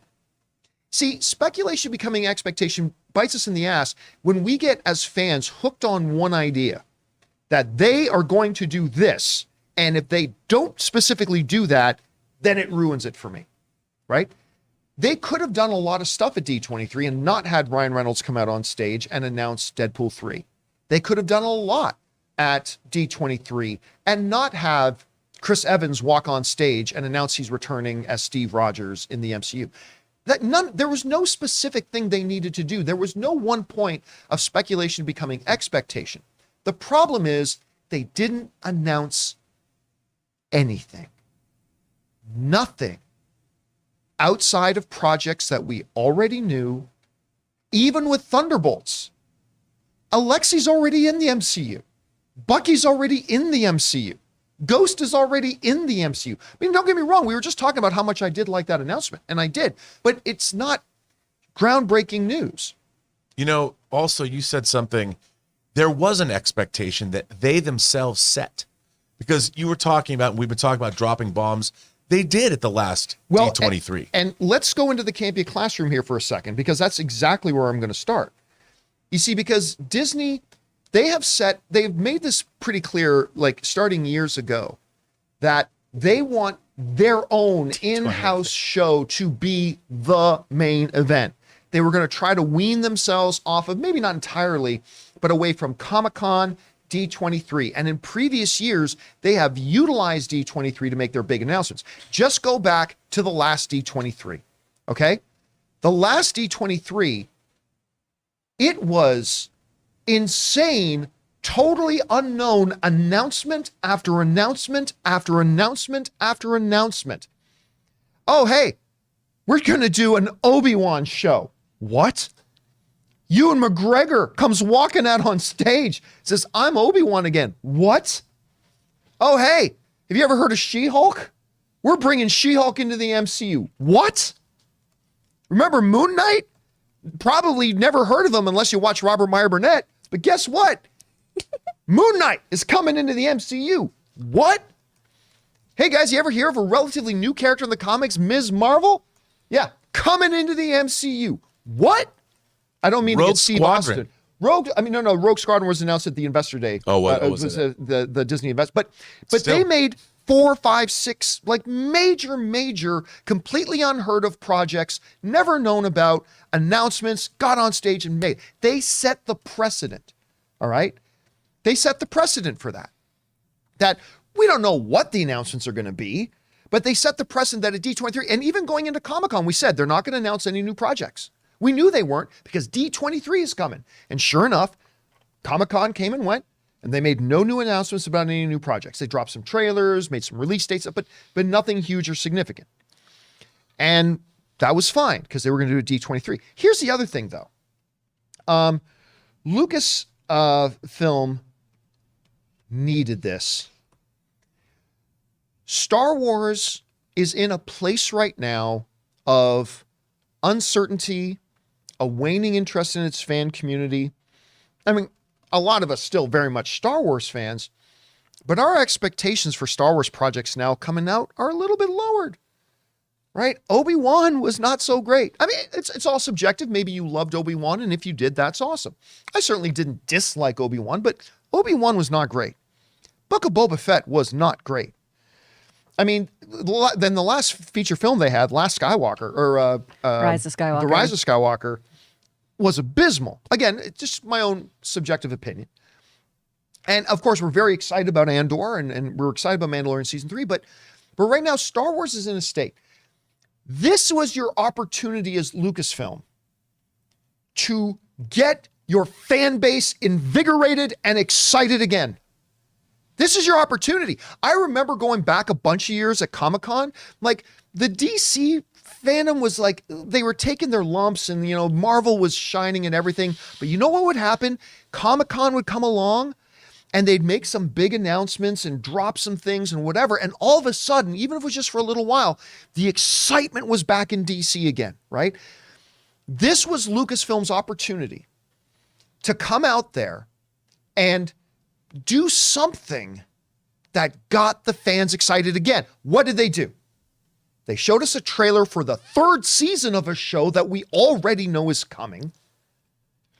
They show some footage to the audience of Indiana Jones, which is great. But again, we know. We've known for 7 years that you're making this movie. We've known that they shot it. We know you talked about it at whatever. Yeah, we know that. We know that. They gave us, hey, everybody, want to get excited? Here's season 2 of a mediocre animated show in The Bad Batch. Yay! Who the fuck cares? And listen, all subjective. If you like Bad Batch, that's great. But I've never heard one person say Bad Batch is their favorite animated show. What about Tales of the Jedi? And again, Tales of the Jedi. Hello, everybody. We'd like to present to you a cartoon show filled with cartoon characters we've all seen already many fucking times. Look, everybody, it's Ahsoka. Ooh, we've never seen that character before. Look, everybody, it's Mace Windu. Oh, wow, it's Mace Windu. We've never seen him before in animated form 18 times. I mean, don't get me wrong. These are perfectly fine. They're perfectly fine.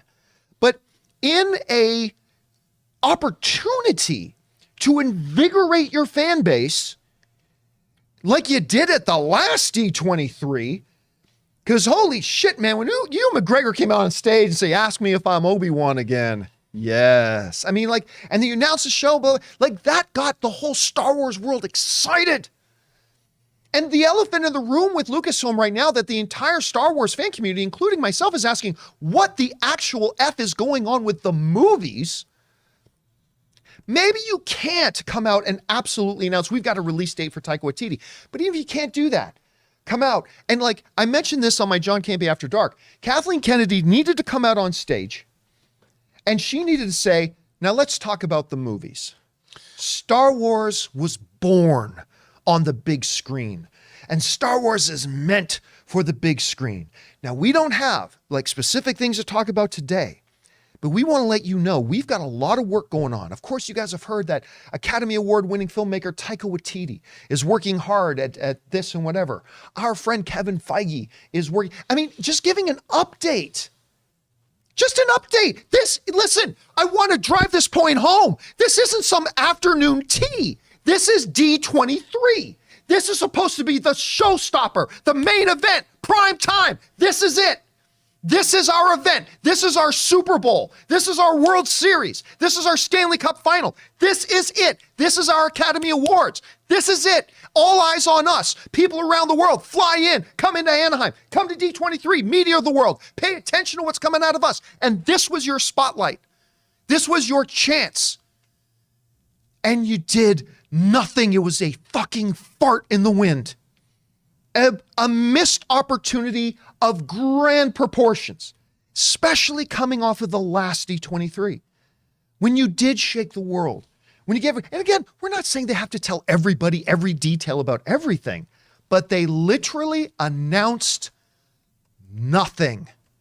There's not a single project that we didn't already know about, or even an update to some of the projects we've been waiting to hear about. Like, damn.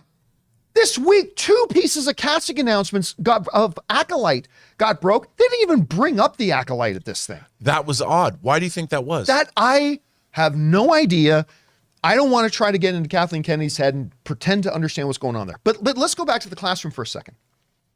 Not only did Lucasfilm need this, I would say Marvel needed this. Now, Marvel is not in the same straits as, say, Lucasfilm is in. Marvel is still putting out movies that make $1 billion and $800 million and whatever. Okay, that's all great. But for the first time since its inception, Marvel is on its heels a little bit. For the first time since their inception. Now, I know I've been a little critical of Marvel stuff the last couple of years. You know, I did not love Falcon the Winter Soldier. I didn't love Loki. I straight up didn't like Hawkeye. Black Widow was you know, and I get that. She-Hulk has been okay. You know, you got Thor Love and Thunder. That was pretty divisive amongst, I mean, I still enjoyed it, but it was lower tier Marvel for me. You had Doctor Strange, the Multiverse of Madness, which I still enjoyed, but it was lower tier Marvel for me. I think it is completely fair to say that the energy around Marvel right now has never been lower. It's still pretty damn high. Don't get me wrong. I'm not trying to say that, man, Marvel is down for the count. No. I'm not saying that at all. But considering Marvel is used to hovering around 10, the energy level is now hovering around 7, and it's never been like that since its inception. And so you roll into D23, where last time you dropped bomb after bomb after bomb after bomb. This is your opportunity to invigorate and excite that fan base again.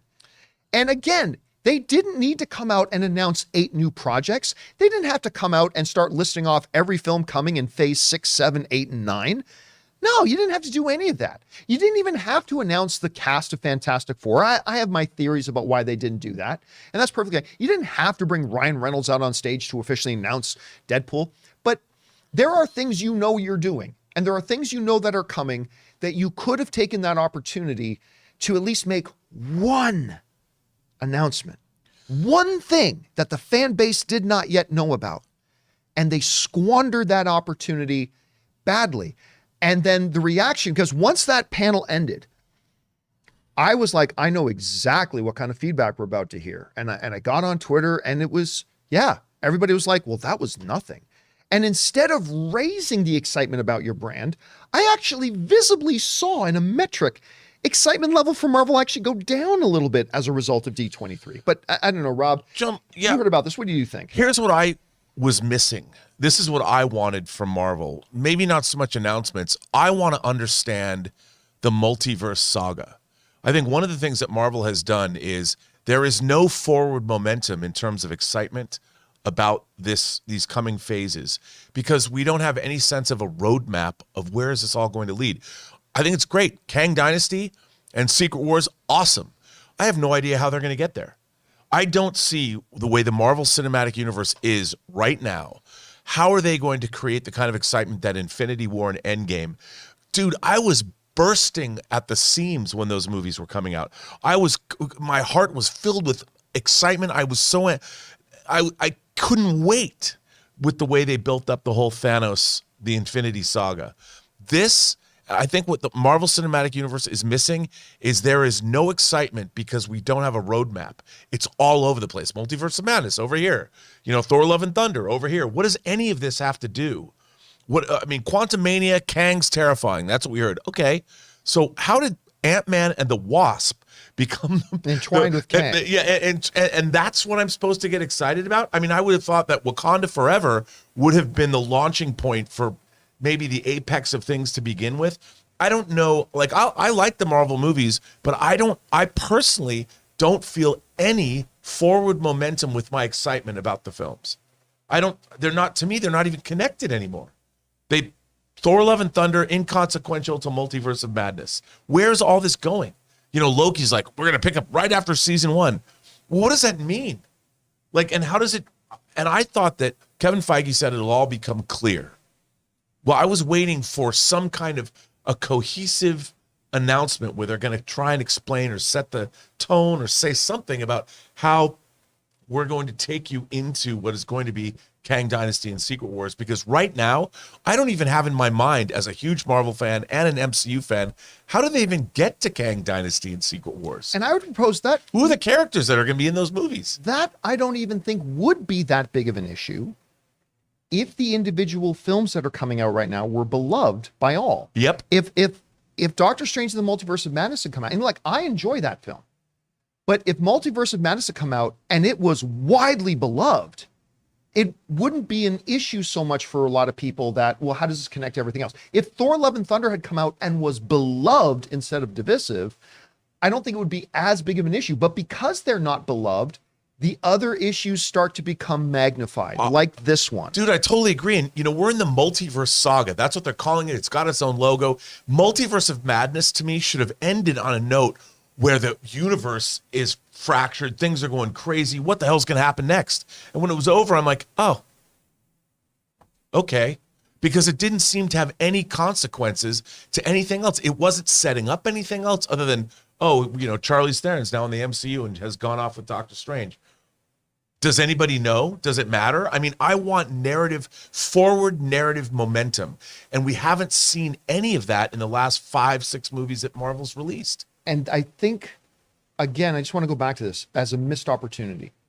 At D23, they could have said a couple of things that I think would have totally reinvigorated everybody, totally got the fan base excited. And again, I only make a big deal out of this because Disney makes a big deal out of this. This is D23. They hype this thing up like crazy. This is the event. And the event came and went like, again, a fart in the wind. Anyway, Chris, you see all this, you hear what they did and did not bring up and talked about. I don't know. As far as, did they accomplish what they set out to do? Was it a missed opportunity? I don't know. When you look at all the stuff coming out of D23, how do you look at it?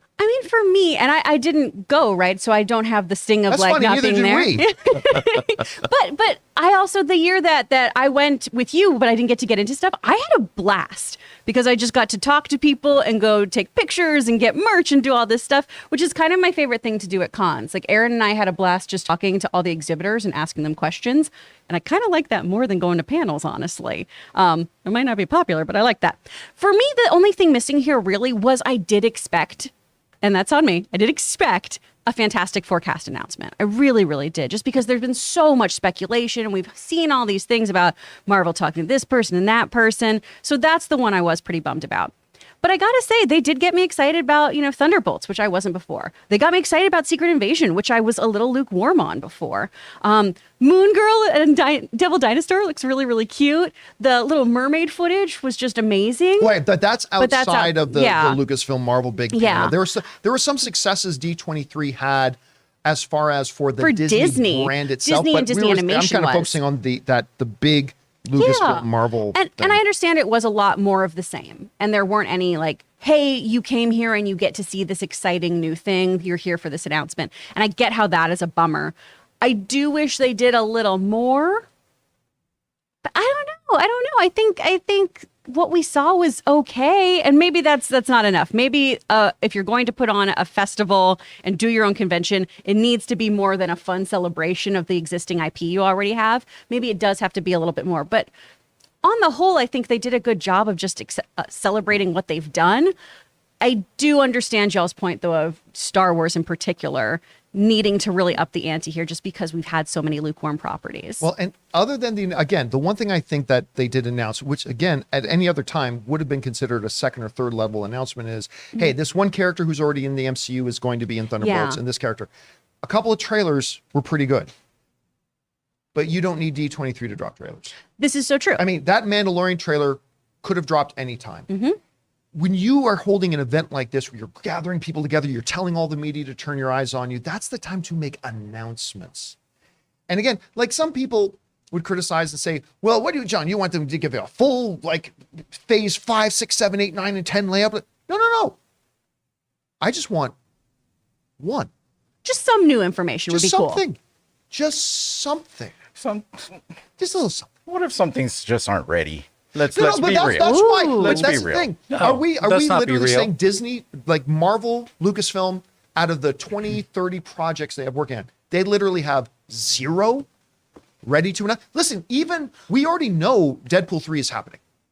I mean, that at minimum. Like, I understand. Like, so my theory about why the Fantastic Four cast wasn't announced, which they didn't need to, but my theory is, and this might be wrong, is that they don't have every actor signed yet. They might already know who's going to play it, and they might be in negotiations, but they don't want to have egg on their face, and this is wise. They don't want to have egg on their face that they announce that Pauly Shore is playing Ben Grimm. But He's doing a lot this year. Pauly Shore is Good really job, busy Pauly right Shore. now. But Pauly Shore is playing Ben Grimm.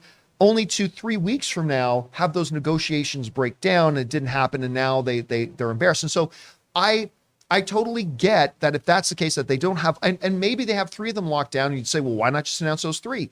Well, they probably want to announce the Fantastic Four as the Fantastic Four, right? So I think there's probably some good reason why they didn't make that one. But there's a lot of other stuff they could have done. And just one thing. Did the leader announcement get you excited at all, or was that kind of for you?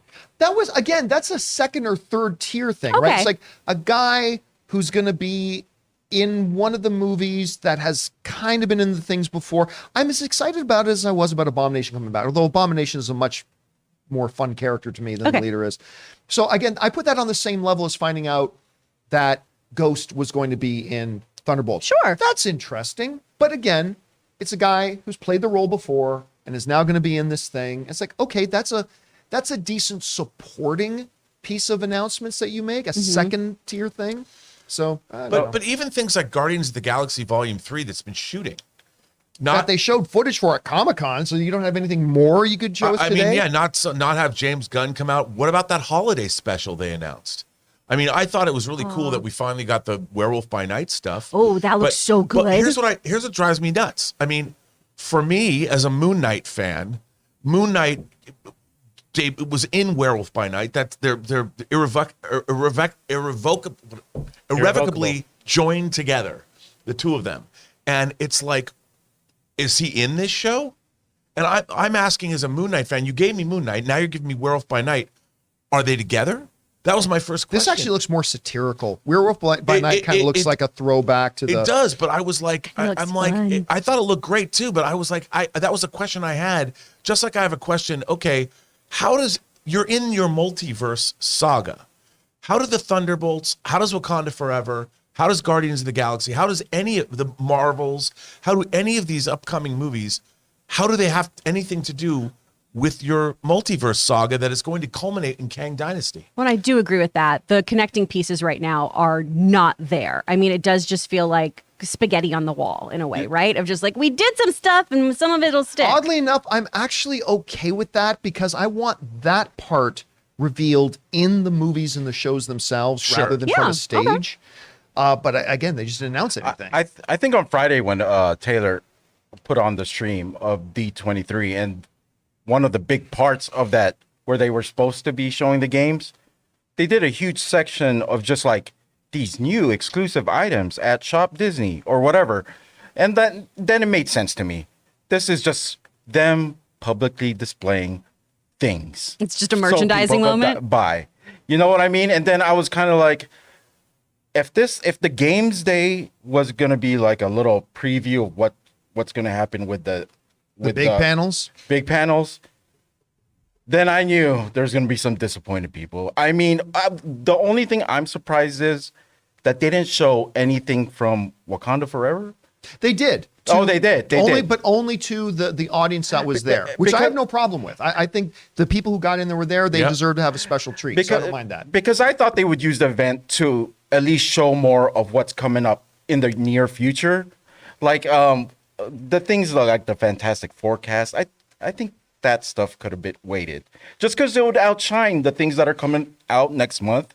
The next 2 months, I think announcements like that, especially for things that aren't happening this year, I think it would be in my opinion, I think it would be like a waste of time. Well, not a waste of time, but a waste. Well, why not just promote the things that are coming out soon so people could get excited for those? But then why do you even need D23? If you're just promoting things that are already coming out and everybody already knows about, then you don't need a D23 to do that. But you can do it for a sense of community for that kind of fan base, though. The people who do cosplaying, the individual merchants and things like that. I know it's not all congruent, but as just a Disney, all things Disney fan event, sure, D23 Expo is great to go. And I saw some great Disney princess cosplay. The Spider Family you posted was so precious. That made my heart happy. Seeing that Spider Family was so great. The picture's up on my Twitter if you want to go see that. It's my favorite picture. That made me consider children. I mean, immediately not. As just a celebration for people who love the history and all things that is Disney,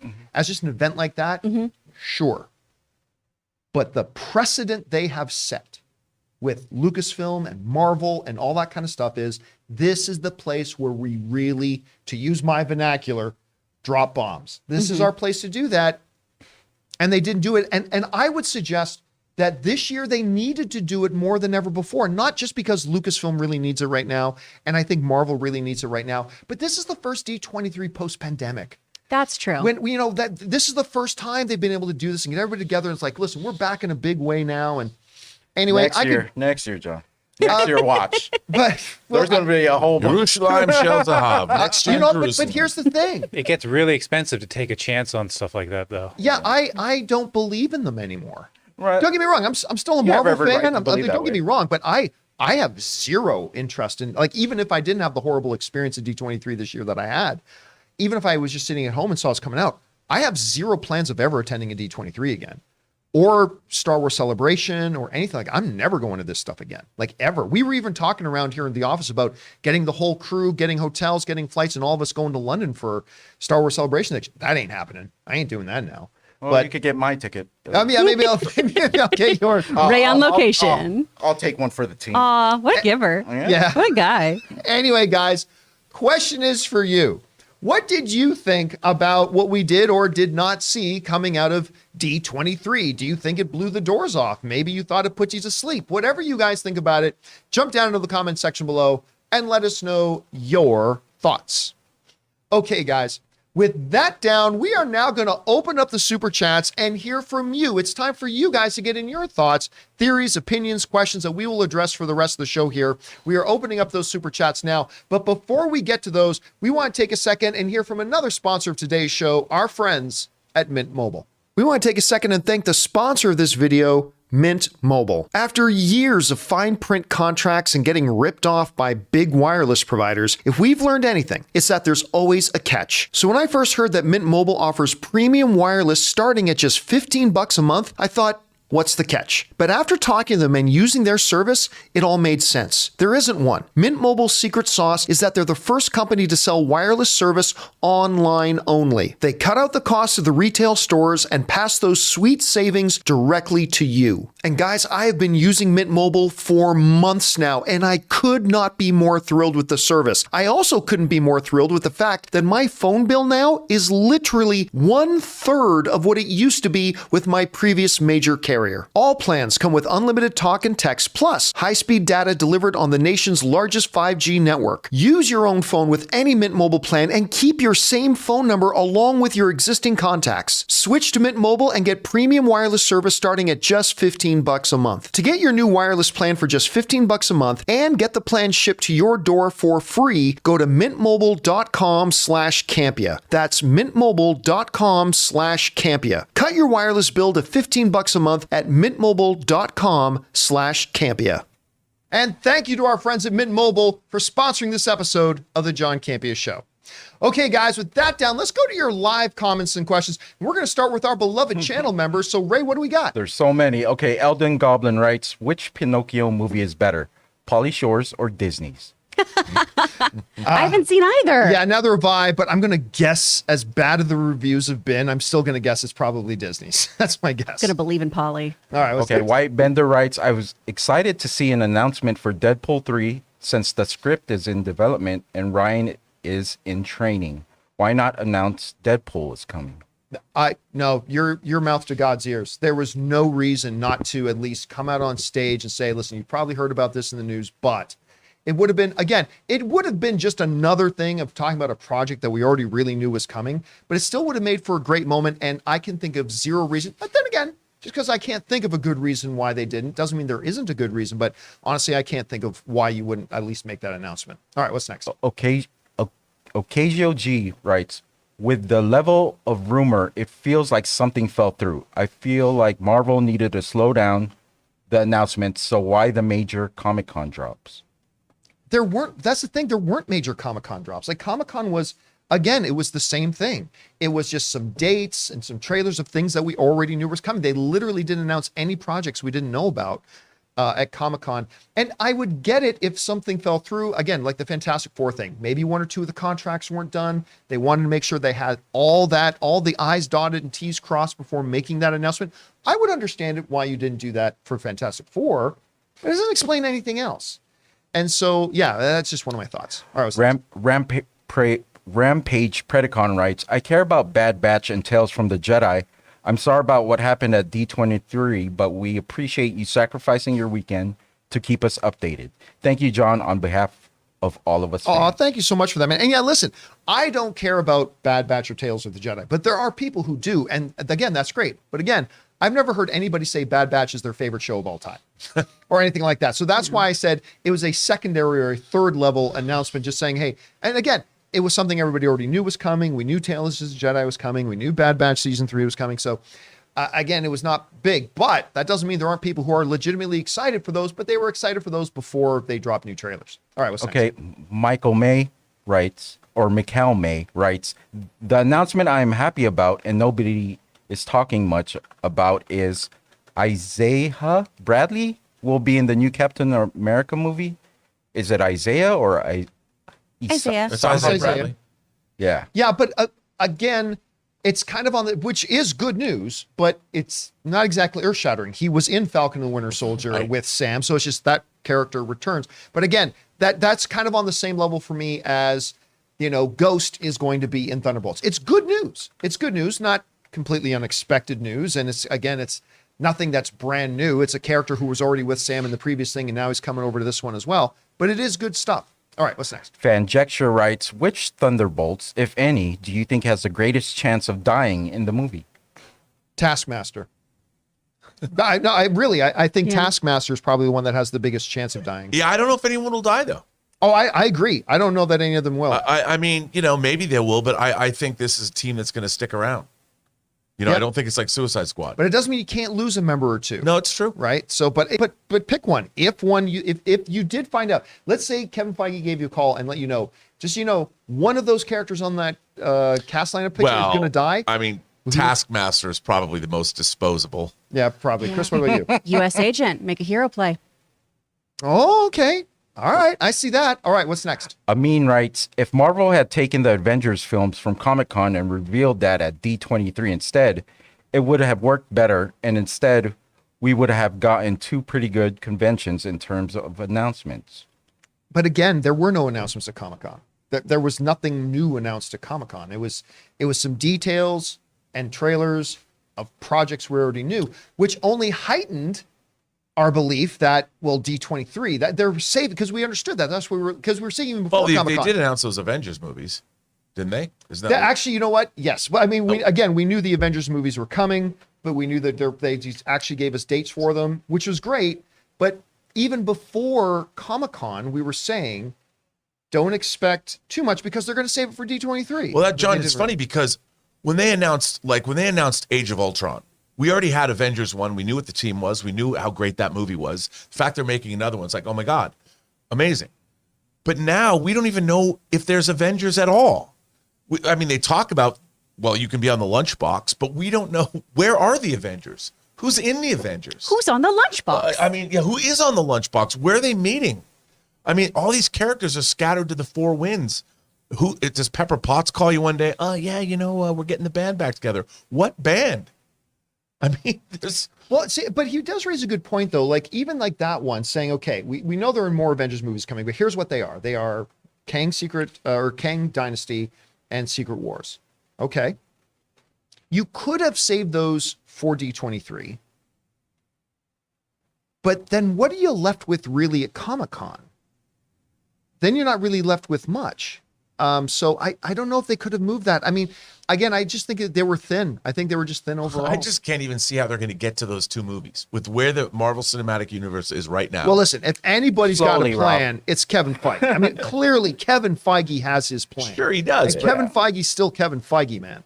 That's come together. I'm calling the Lord and Savior of the comic Yeah, book let's movie not bet against him. I'm not Let's betting not against bet Kevin against Feige. I'm just seeing right now. I feel like I'm in the middle of the ocean, paddling around, and there's Erisham the Judge over here, and there's Shang-Chi over here, and there's somebody over there, and I'm like, which direction do I paddle in? Stop To Shang-Chi. jumping off the boat, Rob. Yeah. We're still just riding this boat. We'll get there. By the way, I didn't want to go here, but I'll say it. This had Bob Chapek written all over it. Oh my God. I'll go there. Okay. Collins E. writes. No. This had Bob Chapek written all over it. We got to Because update this. He's I got think- facial hair now. You know what? Hey, listen, I will say it. I will give the man his props.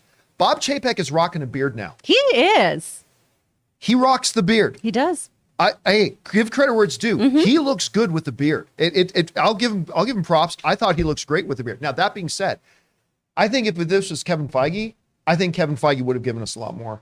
Again, I don't have anything to back this up with. This is just me speculating. Nobody has told me this. Okay, this is just, but to me, this has Bob Chapek written all over it. It really does. Anyway, that's just me. Whatever. What's next? Okay, Collins E. writes, I'm sorry for your bad experience at D23, but I had a great time. I enjoyed the new footage from Black Panther, Quantumania, and the Marvels. I was also able to get a sweet set of Obi-Wan lightsabers. Ooh. Yeah, so I think D23 as an event overall, as the Disney, just the overall Disney empire, I think there's a lot to love about, if you're just a fan. Like, again, I think most people I saw there were like just Disney princesses and going there and everybody walking out of the convention center with like huge amounts of boxes. Like people were buying a lot of stuff at that thing. My frustration is just really focused on the one thing that I was focused on, which was that Lucasfilm Marvel presentation.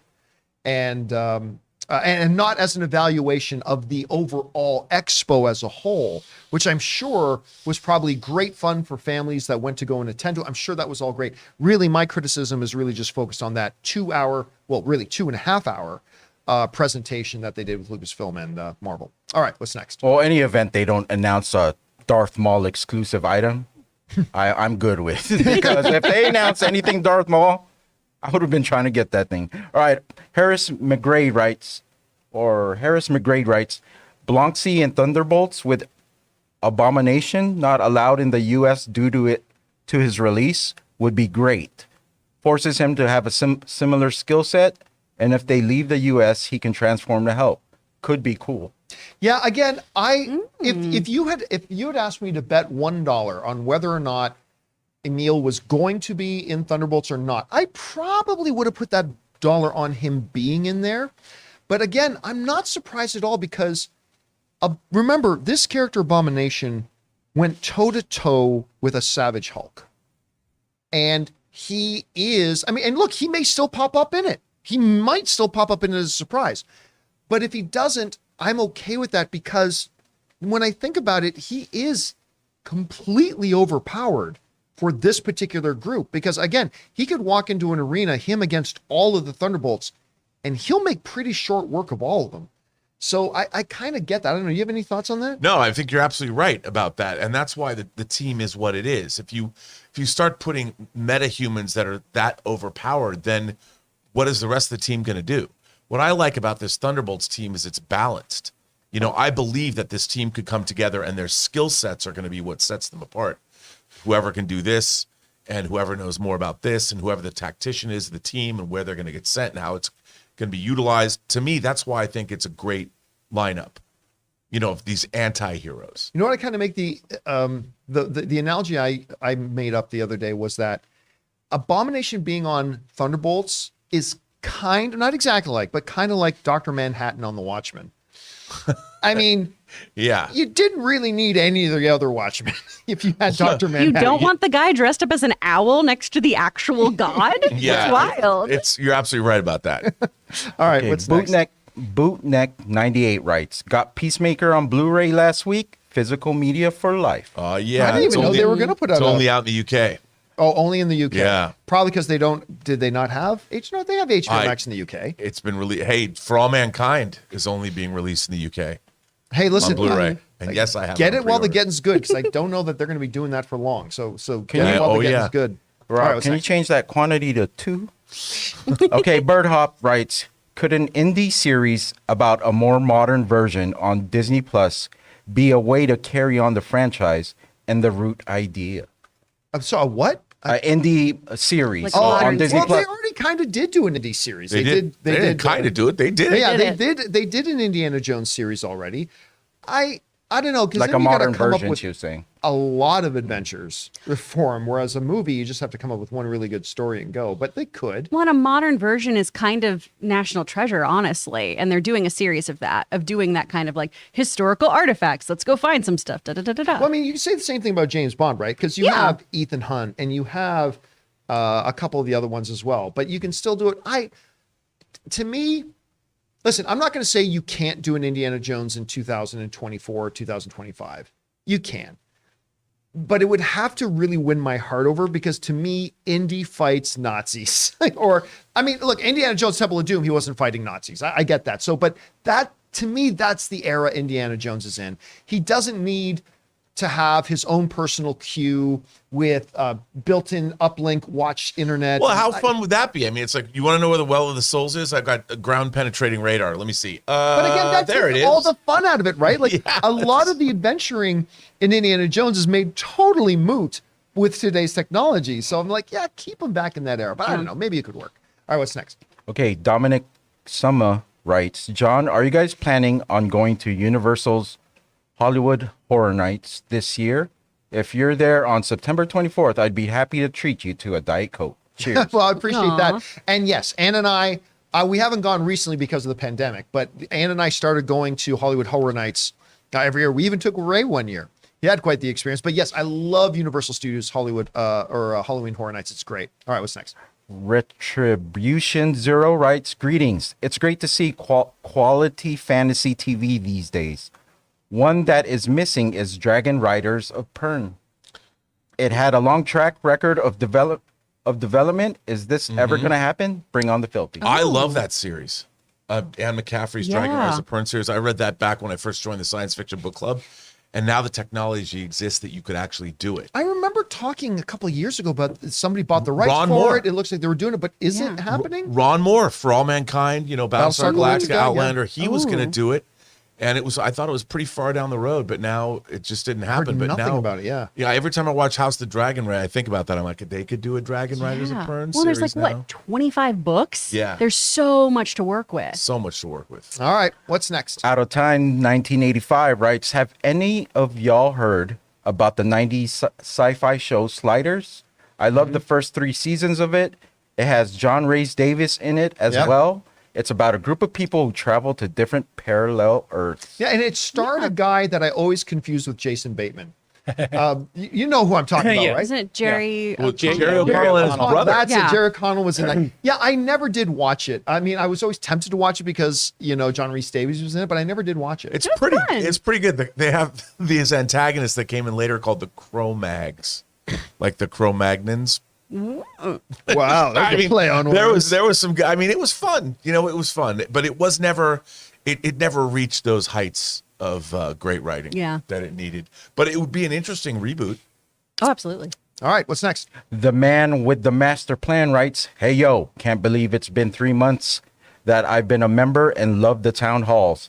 Can't wait to talk House of the Dragon later. And I hate to admit, Marvel Studios has missed the boat about announcing Fantastic Four cast. Again, like I said, there could be it's not about any specific announcement they didn't do. There could be a very, very good reason why they didn't do the Fantastic Four one. Like if they don't have all the actors locked up and have the contract signed, then you don't want to have to double back in 3 weeks and say, guys, remember how we said this person was playing Johnny Storm? Turns out they're not. So I get that one thing, but it's not about one specific announcement. It's about no announcements. And we kind of saw that with the Ezra Bridger casting announcement. Didn't they announce the kid who starred in the Aladdin live action version was going to play Ezra No, Bridger? like they didn't announce it. It was, so the thing that I had heard was a couple of the outlets, like the major outlets, broke it that he was doing it. And from what I understand, this is like the Fantastic Four thing. What I've been told in the last 24 hours was that was the plan.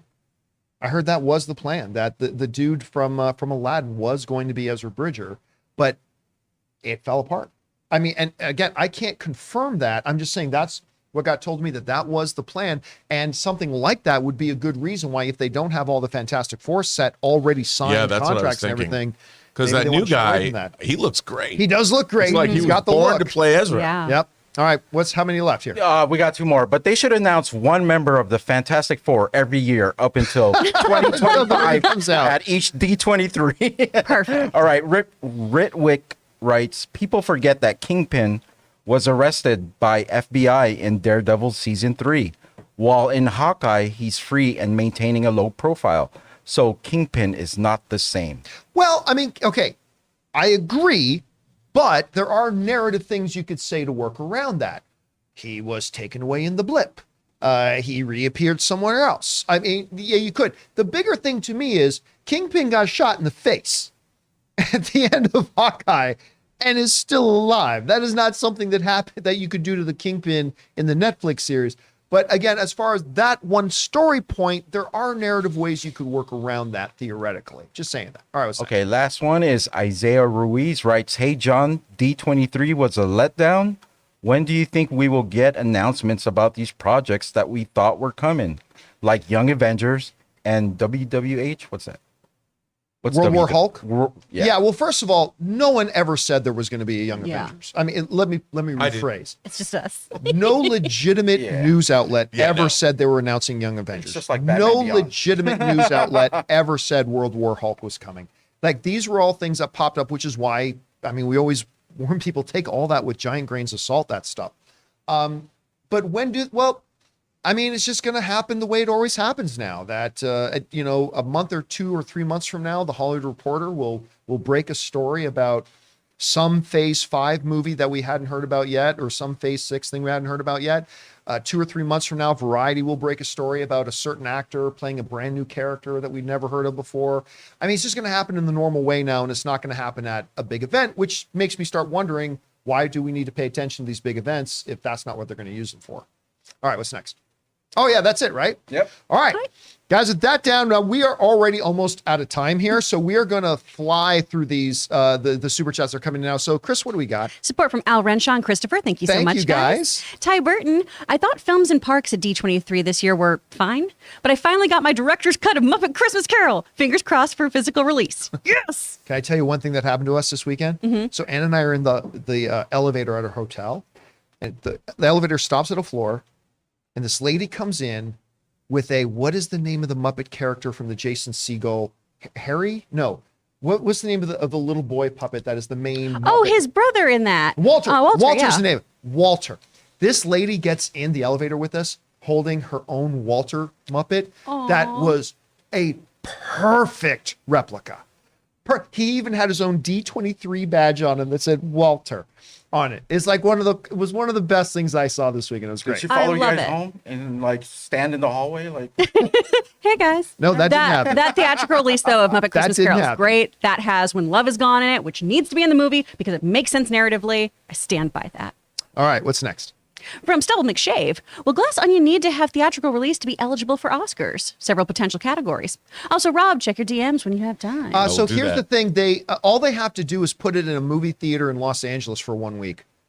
That's it. Yeah. That's like for Oscar eligibility. All they have to do is book a private theater, run their movie in that for 1 week in Los Angeles or New York. New York is a qualifying area as well, and then that's it. You're Oscar eligible. They don't actually have to do a nationwide release for it to be eligible.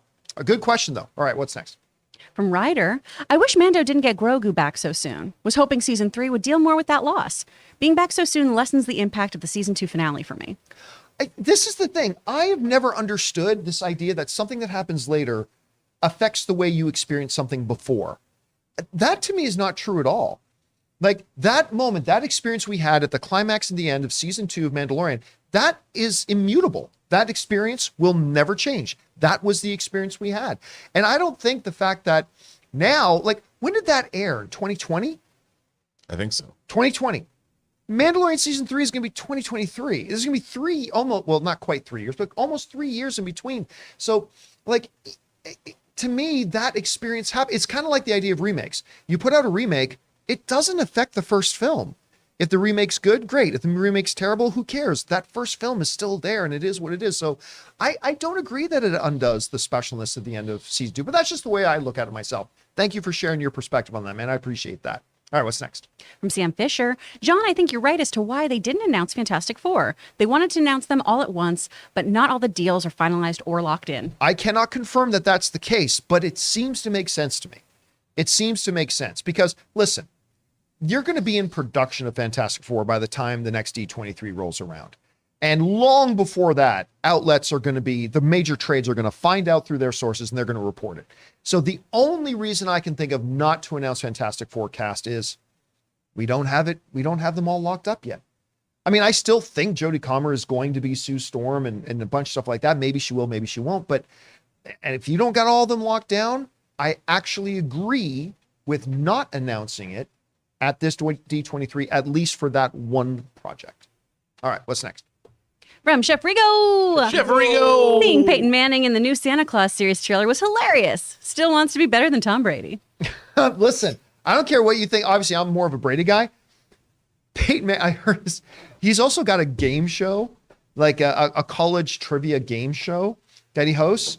And one of the commentators, they played the commercial for it during one of the football games this week. And when they came back, one of the commentators goes, "Man, I sure hope Peyton Manning can find work," because he is everywhere. Peyton Manning is everywhere. And you know what? He's great. So God bless him. He does a good job. He does do a He's good great job. with dialogue. He's funny. All right, what's next? Andy, Captain America, No Way Home, no, New World Order. Wow, very different movie. No Way Out. No Way Out. It's just going to be Sam Wilson teaming up with Sting to take on Hulk Hogan, Kevin Nash, and Scott Hall for comic book brand supremacy. Only people who know the history of wrestling will get that. The NWO, New World Order. Yeah, all I can hear now is that music, that guitar music in the background. Oh, yeah.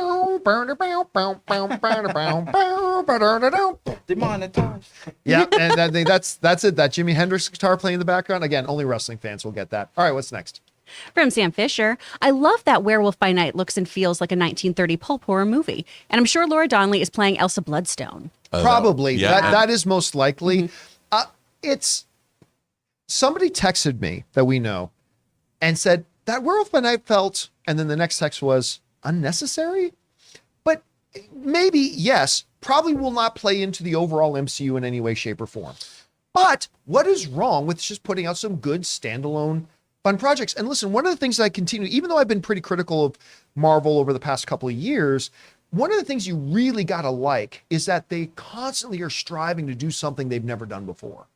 Like Moon Knight was definitely one of those things. Ms. Marvel was definitely one of those things. And this Werewolf by Night, I think, looks like that. Whether it turns out to be good or bad, we'll have to see. But I like that they're trying something. And out of also, the they're box. really leaning into the supernatural, which is something they're gearing up for with Blade and Agatha Harkness's show and all that. So maybe this is a little appetizer that All right. leads us in. What's next? From Amin, right now, who would your guess be for the one who gets murdered in Glass Onion? My guess is it's somebody we haven't seen. My guess is the person getting murdered is one of the people. Like, it's not going to be Catherine Hahn, because that means she's in the movie probably for 10 minutes. It's not going to be freaking Hulk Boy. Ed Norton. Ed Norton. It's Your not going to be Ed co-star. Norton. Oh, yeah. boy. It's not going to be Hulkling. my co-star in the Hulk movie. It's not going to be Dave Bautista. It's not going to be one of these people. I think it's, my guess is it's somebody we haven't seen yet, who's going to be in there for a few minutes and then is going to be out of the film. That's I don't know that for sure, but that's my guess. All right, what's next? Suthius, I'm not crazy. Those were TVA Minutemen agents in the Werewolf by Night trailer. Right, guys? If that's the case, then my intrigue has gone up. I'd have to look at that I'd again. have to double So check. I will confess I did not notice that, but now I want to go back and take a look Yeah. at it. All right, what's next? From Bobby Jackson, I watched the Andor special on Disney Plus Day, and they showed an orchestra on location during a scene. Have you ever seen that before for a TV series? No, but it was funny hearing why am I freezing on the name of the guy who plays Andor? Diego de Luna? Diego Luna saying, I'm there playing the scene and I hear the music. It's like, Well, yeah, that was really cool. I heard that they actually had an orchestra playing to set the tone for these sequences. That's what he's saying. Which I think is actually, if that's what they did, that's pretty unique. I've It's never pretty heard of unique. that being done before. I mean, maybe it has been done before. I just haven't heard of it. All right, what's next? From Thanos, my absolute favorite thing from D23 was the little teaser for the Percy Jackson show. I'm extremely looking forward to it. What did you think of it? I'm one of those rare guys. I like the old Percy Jackson movies, the one with Logan Lerman. At least the first movie I liked quite a bit. But listen, you got this kid coming out of the Atom Project and who was just in Secret Headquarters. This kid's a star. This kid's a star. So I am curious to see. It had a little bit of a Harry Potter feel to it, to be honest with you, this new little teaser. But I'm very curious to see what they do. You know, that was sent in by Thanos. Can you imagine before he gets beheaded that he's sitting there collecting, fruit to eat and he's just watching Percy Jackson? That's canon now. It's canon. It's official. All right, what's next? From Miguel Ceja, John, did we ever get your thoughts on Black Adam? Well, I haven't seen Black Adam. Oh, the new trailer. Oh, yeah, I think we talked about it. We did. I literally, it was an okay trailer. Here's my thoughts, all right? If that was the first trailer and not the third, I know they call it the second trailer. It's really the third trailer. If that had been the first trailer that came out for Black Adam, it would have blown me away. But we literally don't know anything. We didn't learn a single thing about this movie from the third trailer that I didn't already know after watching the first trailer. As a first trailer, it would have been great. As a third trailer, I think it was meh. But again, remember, this is a marketing team that put this trailer together. It's not Dwayne Johnson that put it together. So Yeah. I still have a lot of high hopes for Black Adam because Dwayne Johnson is one of my favorite movie stars. So, but I thought the trailer was, frankly, underwhelming. Yeah. All right, what's next? From Blake62, I want to love Rings of Power so much. It's a beautiful show. It's just a chore to get through. House of the Dragon, I can't sleep after. Rings of Power, I can't stay awake during. Again, to me, the big issue, and I'm in, like, after episode 1, which I did not like, but I've gotten on board with this show. And by the end of episode 3, I feel like it's found its footing. I feel like, now the story picture is coming together here. Now I've got a sense of direction with it. But the biggest issue with this show to me continues to be pace. The way I put it before was House of the Dragon, I feel like I'm keeping up with it. Rings of Power right now, I feel like I'm having to push through it. But again, by the end of episode 3, I really did start to feel like it was, the cadence was going from boom, boom, to boom, boom, boom, boom. Like, I feel like it's picking up. We'll know a lot more after episode 4. All right, what's next? From Al Renshaw, the Zeus Thor deleted scene with the Thunderbolt was great, and it explains how Thor was able to give the kids powers. Has the crew seen it? Well, if we're talking about the one, have you guys seen this where Thor, it's the scene where Thor is in the hospital room with Jane, and because she's dying and he's having this thing. But in this deleted scene, they hear a sound, and Thor and Jane turn towards a curtain from another bed, and Thor goes over and opens the curtain, and it's Zeus standing there eating a donut. And Zeus was moved by the display of emotion. He's like, you truly are like something wonderful. Go, here, I have something for you. And then they walk off set, which is assumingly him giving the Thunderbolt, which totally changes what happened at the City of the Gods and everything. This is a different scene when they're outside, when Zeus is talking about the Thunderbolt and summoning. So this it, would have been throwing- after leaving the hospital room. Yes. Okay. Yes. I have not seen that one. It's online. It's a pretty long scene. Okay. And it's pretty interesting. I liked it. I mean, I think that the movie, I watched it again. I watched it on Disney Plus, and it just annoyed me. But it's just, I was annoyed again. And I kept watching it all the way through more as an exercise, and I really wanted to. Is my own opinion wrong about this? No, it's subjective. It still works for me. Again, I think it's lower tier Disney, but I still was entertained by it. But to do that means you have to completely take away what happens in the arena of the City of the Gods. Yeah. And it totally takes away the post-credit scene. Yep. So I think they probably made the right decision. Yeah. All right, what's next? From Seconds from Disaster, one of 2. So MT from New Rockstars pointed out that creepy Todd from She-Hulk date was listed in the credits as Hulk Todd, then changed to just Todd. And there we go. In the comics, the leader's brother was Todd. Now that the leader is coming back, does this further your theory that he's trying to get her blood? No. I mean, sorry. Let me rephrase. I honestly believe the Todd thing, like the listing as Hulk Todd, that was just because I think in the episode he was a huge Hulk fanboy. He was clearly a big fan. I don't think it was actually anything deeper than that, and I don't think he's related to the leader. Now, does the leader popping up in Captain America 4 give some light on whether or not he's the one trying to get her blood? Perhaps, because that would be consistent with what we know about the character. I don't think at all Titania's trying to get her blood. Mm-hmm. That wouldn't make any sense. So, I mean, yeah, that could still very well be. Yeah. But I don't think that Todd character is in any way connected to it. Okay. All right, what's next? From Breaking News, boss told me that as a security guard, it's my job to watch The Office. I'm on season 6, but I'm not really sure what it's got to do with security. Well done. I get it. Well done, Breaking News. Yeah. But by the way, everybody should watch The Office. It's fantastic. True. All right, what's next? The Man with the Master Plan. Short Round in Indy was probably the lone highlight of D23. Temple of Doom has a special place in my heart because it was the first American movie that my dad took us to in Hong Kong. I love Temple of Doom. I still can't believe that there are some people that don't like Temple of Doom. I don't understand that. I love Monkey Brains. That movie is great. And it's really the basis for the best ride at Disneyland, which I will never go to again, but the Indiana Jones ride at Disneyland. All right, what's next? From Sam Fisher, I'm so excited for Thunderbolts now that David Harbour and Florence Pugh are in it. Give me more daddy-daughter shenanigans. Tell you what, again, Black Widow at best is okay. It's okay. But David Harbour's Red Guardian was the most watchable thing about that. I yearned. I really hoped for a while after watching that movie that we were going to get a Red Guardian Disney Plus series next. So I could watch a whole show of him, but to have him coming, to me, that is, even though it's a second tier, third tier thing, already existing Marvel character is going to be in this new Marvel movie. But it was the best news that came out of D23 for me as far as Lucasfilm and Marvel goes, is his involvement in that. All right, what's next?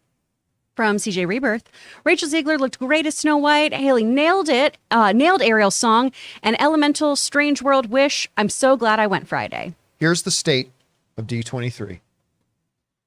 The presentation the day before with the live action stuff and the Disney animated stuff was 10 times better than the Lucasfilm Marvel presentation. I mean, again, I learned about things I didn't even know about. A lot of first looks like they had in the other thing. I just thought that presentation was more impactful and more relevant than the presentation of Lucasfilm and Marvel. Dude, I'm gonna admit something. Uh-oh. I watched that Little Mermaid trailer, and when they finally cut to the overhead shot of her singing, looking up, I teared up. It was great. It's beautiful. It was great. I teared Yep. up. Like one of those involuntary. Why is water leaking from my eyes? Like Princess Aura said in Flash Gordon. I did not expect that. Like, it's visually stunning, and then the notes that Hallie's hitting Oh my are just, God. I cannot Well, wait. I mean, for we this. all knew that She's girl an could incredible sing. singer. We all knew that the girl Yeah. could sing. I was really curious because different movies use different techniques for what does underwater look like, Mm-hmm. right? Aquaman's approach to it was pretty novel. I thought visually the way underwater looked in that was really grand. Yeah. And I don't give two squirts of piss about Little Mermaid, quite frankly. It's not, the original is not special to me, whatever. But I think I my broke God. Chris. Chris is No. it's not a special film to me, I admit. But I am now interested in this movie. And by the way, you know what else I loved that I didn't really care about? Disenchanted. The idea So of Amy fun. Adams becoming the evil stepmother. Yes. That looked great. Yeah, I that too. The one thing I didn't like was Hocus Pocus 2. Yeah, I have very little. I have But I very looked little at care that, about and that you one. saw Bette Midler talking or whatever, but the other two, I mean, Sarah Jessica Parker was not even featured in that trailer. I'm like, did they just like deep fake her into the movie? But that movie did not look good to me. But Disenchanted. First of all, I love the fact that super fun. it's called Disenchanted. Yeah. I mean, that Little Mermaid, those things, for me, an old middle-aged white dude But being if all you excited had about told these us things, a come on. week ago, oh yeah, by the way, the Friday presentation at D23 is going to blow the shit out of the Saturday presentation. We would have said you were crazy, but it did. It did. All right, what's next? From Andy, the Prey sequel should be called To Prey to Predator. That's so stupid, but I kind of love it. I kind of love it. All right, what's next? From James Argenta, in footage shown at D23, Kang kidnaps Cassie to hire Ant-Man crew to steal something back for him. My guess is the rescue Renslayer from another Kang. It's not a bad idea. Yeah, look, this is one of the That'd be reasons cool. I'm not a big fan of multiverse stuff at all. It's like you can get so mind bendy in it, but again, hey, listen, man, you got your thinking cap on. It's not a bad theory. All right, what's next? From Amin, the Fablemans trailer looked great. Yes, Ooh, it yes. did. We simply did not have room today to talk about it, Mm-hmm. but I'm going to see if we can make room for it on tomorrow's show because that's the whole Steven Spielberg thing. I cannot wait to see it. It did look really, really good. Thanks for mentioning it, man. All right, what's next? From Anubis Genocide, one of three. Hi, John and crew. So hyped for Mando Season 3. Love that this new season is going more epic adventure. It feels like the epicness is earned. Also, I think Zemo will be in the Thunderbolts as the villain, considering the lineup has 3 super soldiers and his hatred for their kind. That is actually some good reasoning right there. I think that might be it. And thank you, Anubis. Yeah, thank you. Here's the one thing, though. I don't know. The Thunderbolts are being assembled to face a threat. But for Zemo to be the antagonist for that reason means he doesn't become a threat until the Thunderbolts are already assembled. So I don't know. The other thing, too, is that Falcon and the Winter Soldier made Zemo a lot more sympathetic. Yep. Right? So a straight villain turn doesn't really make a lot of sense right now. But again, his name is literally in the official Marvel site's URL. So I still think he's going to be a part of it, but as the villain, I'm not really sure. I think he probably brings whatever mission they're going on. It's Zemo who instigates it Maybe. or brings it to them. Yeah. That's what I would assume. All right. What's next? He brings the ruckus. From Stubble McShade, House of the Dragons, no spoilers. Did she drink the tea? Yes or no? Yeah. Yeah, she did. Listen, I'll tell you why that ending was so great. Put up our spoilers alarm. And we will talk about this more later on our House of the Dragon open spoiler discussion after show, which is going to come up a little bit later today at 3 p.m. Pacific Standard Time. Make sure you guys come and join us for that. But here's my little thought on that. Here's why I love that last shot. That last shot. When the dude brings in his morning after pill. is I continue to be impressed with the character of Viserys, of the king. Because that last little thing at the end when he sent it off to her was basically his very subtle and not so subtle way of letting her know, you think you can pull something over on me? Like, you don't think I know? And because if not, why would he have sent her the tea right? And I think part of the reason why Rhaenyra's face was like so kind of like whatever when the tea was brought is like, shit, he knows. Like, he knows. And he didn't buy what I was selling. And I loved that. But the ironic thing is they actually didn't consummate that relation. Oh, should we not say that? Well, we have spoilers. We up. got the spoiler We had thing. spoilers. They didn't No, consummate. he's not talking about Damon. It ain't Damon that the morning after thing is for, right? Because, you know, Damon got the engine revving. She took it home with somebody else. Do you think he She had knows some that? blue box. I think so. All right. You can take spoiler warning down now. All right. What's next? From My Five Head, I feel that part of D23's issue is that half the projects announced last time haven't even released yet. Maybe that's further proof that they didn't need to do one this year. Well, no, listen. In this world, things change so rapidly and sprout up on a cycle of like every 3 weeks. We've had years since the last D23. There is no, we've already talked about 8 or 9 different things that they could have done or could have said or whatever. But so no, I don't personally subscribe to that theory. I don't personally, it's not a bad one, but I don't personally subscribe to that one. All right, what's next? From Jai CSC, Hope Press at D23 dropped some Jaeger bombs instead. I mean, yeah, there you go, whatever. But let's put it this way. I had a number of people that we know talking to me after that whole thing, which with some of their own individual horror stories, but whatever. All right, what's next? Also, we have the one below it. Oh, from Jay, D23 was like a bad Super Bowl matchup, a la Denver versus Seattle. Oh, that one was a stinker. The Seahawks versus the Bronx. Very. Yeah. I shut down the camera. But yes, yeah, they lost. I mean, that game was over before it even started, really, that one. Oh, yeah. All right, what's next? From Bert, Matt Smith is winning big. Number 2 movie, Morbius, and number 4 show, The Crown on Netflix, plus House of the Dragon, the number 1 show on HBO. I mean, listen, Matt Smith is, I mean, Morbius aside, a movie where he even says, I'm not even quite sure what the movie is about when he was shooting it. But I mean, Matt Smith is all like, if you have not seen The Crown, I know to a lot of people you think The Crown isn't a show that's made for me. And maybe under most circumstances it would be true. I thought that as well. The Crown is excellent television. It really is. And when Matt Smith's playing Prince Philip, he's great in it. And the way him and Claire Foy would play off each other is marvelous. But again, him as Damon in this is absolutely fantastic. I loved him in this new episode. All right, what's next? From BJ, sending in a $20 super chat. Thank you. BJ. Since Netflix doesn't offer percent points to creators, and most of its return would come from new subscriptions, could they entice theaters with a greater share on ticket sales, taking just enough to cover additional marketing? The problem is, again, that really doesn't have anything to do with it. The 2 main hurdles that they have to cross are, number 1, the exclusive theatrical window, and number 2, making a money commitment of how much money they will put up to market and advertise that they're putting these movies in theaters. If they can get over those 2 hurdles, it'll happen. If they can't get over those 2 hurdles, no matter what else they try to do, it ain't going to happen. So these are the objects that are in their way right now. All right, what's next?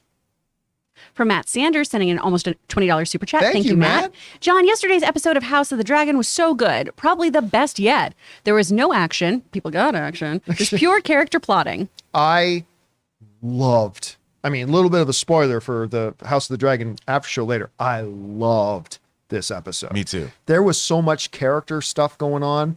I'm not going to say it was my favorite episode yet. It's not, but I completely loved the episode. I've loved every single episode the show's put out so far. It's been amazing. All right, what's next? From Mr. Graham 91, the biggest surprise to me was zero information regarding Blade.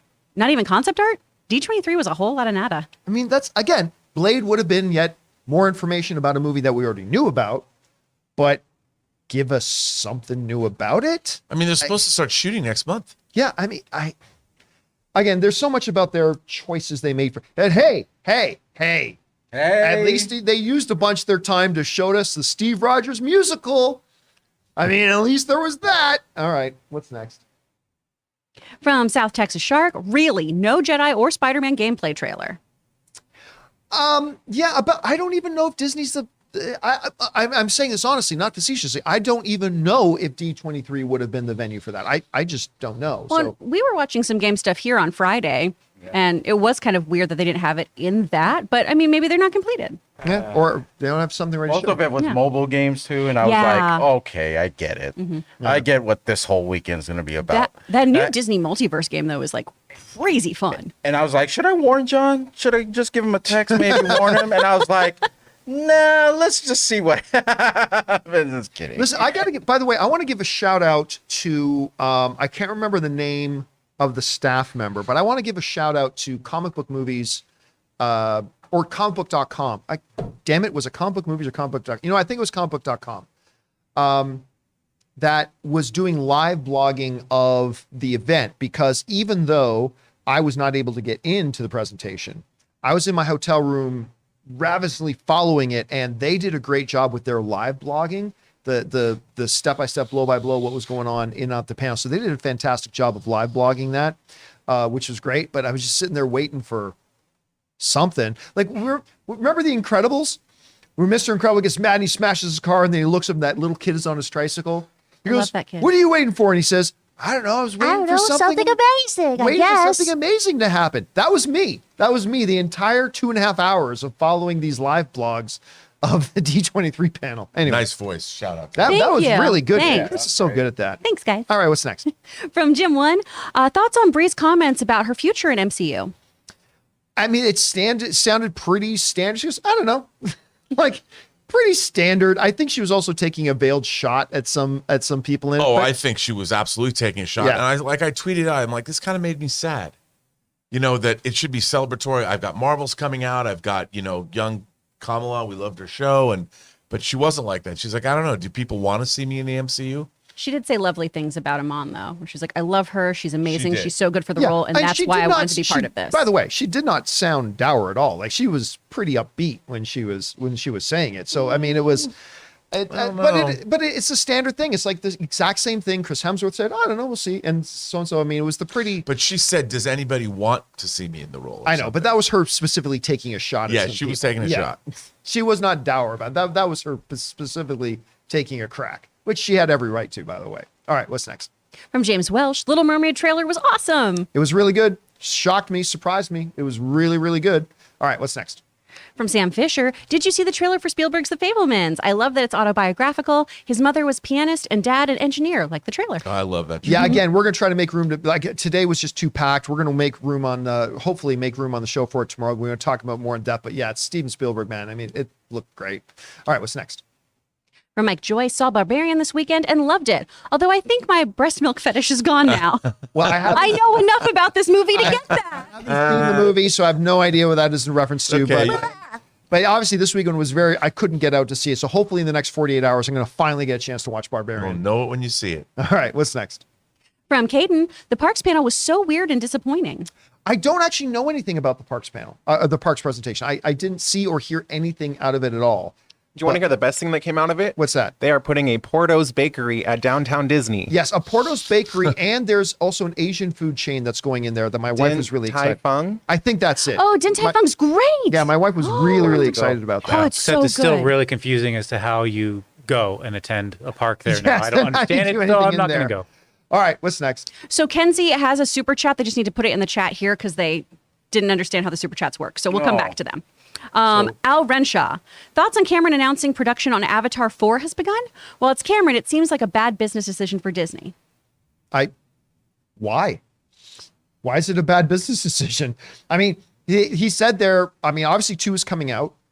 They're done shooting 3 and they're gearing up to start shooting 4. I don't. I'm not used to this pace for Avatar. It's scaring me. Yeah, I mean, Avatar, over we 10 waited like years. whatever year. I don't. What do you think he means by bad business decision? I don't understand that. I don't know. I mean, these movies, it was already designed and announced that this is how that was going to go. It's not like it's not like Disney's like, well, let's go make another one. Here's $400 million or whatever. I mean, listen. This was all known. I get if Avatar was a brand new franchise. It is known. Then shooting 1 and 2 and starting to shoot the 3rd one before the first one's even come out in theaters and you don't even know how the audience is going to react to it, that's one thing. But Avatar, the first one, pay attention to this, is the biggest movie of all time. It is the most successful, biggest film in the history of cinema. They feel pretty good that they're going to make money. Now, they may not make $2.5 billion like the first film, but they're going to make a lot of money, and they know it. So they feel pretty safe at this point. All right, what's next? From Danito, was watching the video with Paddington and the Queen when he said, "Thank you for everything. I broke." She really felt like everybody's grandma. R.I.P. Dude, I just saw the tweet from the Paddington thing just saying, "Thank you for everything, ma'am." And I was just like, yeah, I'm not going to lie. I got a little emotional at that too. That was precious. That commercial that the Queen did with Paddington was awesome. I loved that. All right, what's next? From Chef Rigo. Chef Rigo. So my Dallas Cowboys season is over. Whoa. You know, who's the dude on ESPN again? Guys, always talk like Smith. What's his name? Oh, Stephen A. Smith. Stephen A. Smith. Oh, he's the cowboy hater. The one thing me and Stephen A. Smith have in common is our hatred of the Dallas Cowboys. That's who you're mimicking. And watching them lose always puts a skip in my step. And the fact that they did it at the hands of Tom Brady make it even better. It's like, yeah, you know What do what? you think about it, Chris? Actually, my friend Britt Johnson, who is an incredible sports reporter, she covers all the Cowboys stuff. So I always think of Britt when I hear the Cowboys. She's such a fan, and she has really, really good insight and makes it a little more easy for me to understand some stuff that's going on. So thank you for explaining sports to someone like me who doesn't get them. But I will say this just quickly. If you are a Dallas Cowboys fan, do not count them out. Dak Prescott, who did get injured, but I suspect it's not going to be out long. He's a really good quarterback. And they had a very effective offense. And I think they are going to win a lot of games this year. I really do. But I will celebrate every time they don't. But I actually think they're going to win a bunch of games. They're not going to do anything in the playoffs. Of course they're not. But I think they're going to win a lot of games. This is why we need relegation, though. That's right. Dallas Cowboys should be put down into the relegation league. Absolutely. All right. What's next? From Bobby Jackson, hearing you all talk about seeing John Williams got me thinking, are there any great documentaries about his life and career you can suggest, or a biopic? I'm not aware of any. I'm not either. But I mean, understanding that him coming up, his very first job, being kind of mentored under Alfred Newman, his development through the whole studio system, becoming the icon that he is, I'd be very fascinated. But as far as I'm aware, I don't know of any. That's a great question, though. All right, what's next? From Slim Shady, hey, John and crew, I love your guys' show so much. I've been watching every day since I first discovered your channel. # balls matter. Thank you so much, man. I really appreciate that. Thank you for being here and being along for the ride with us. I'm so glad you're a daily viewer, man. Thanks for a lot for that. All right, what's next? From Russell Armador, Fantastic Forecast announced, Blade Villain revealed, World War Hulk announced to fill 2024 slot along with Deadpool, all live from D23 in an alternate reality. Sorry, guys. Yeah, that whole thing.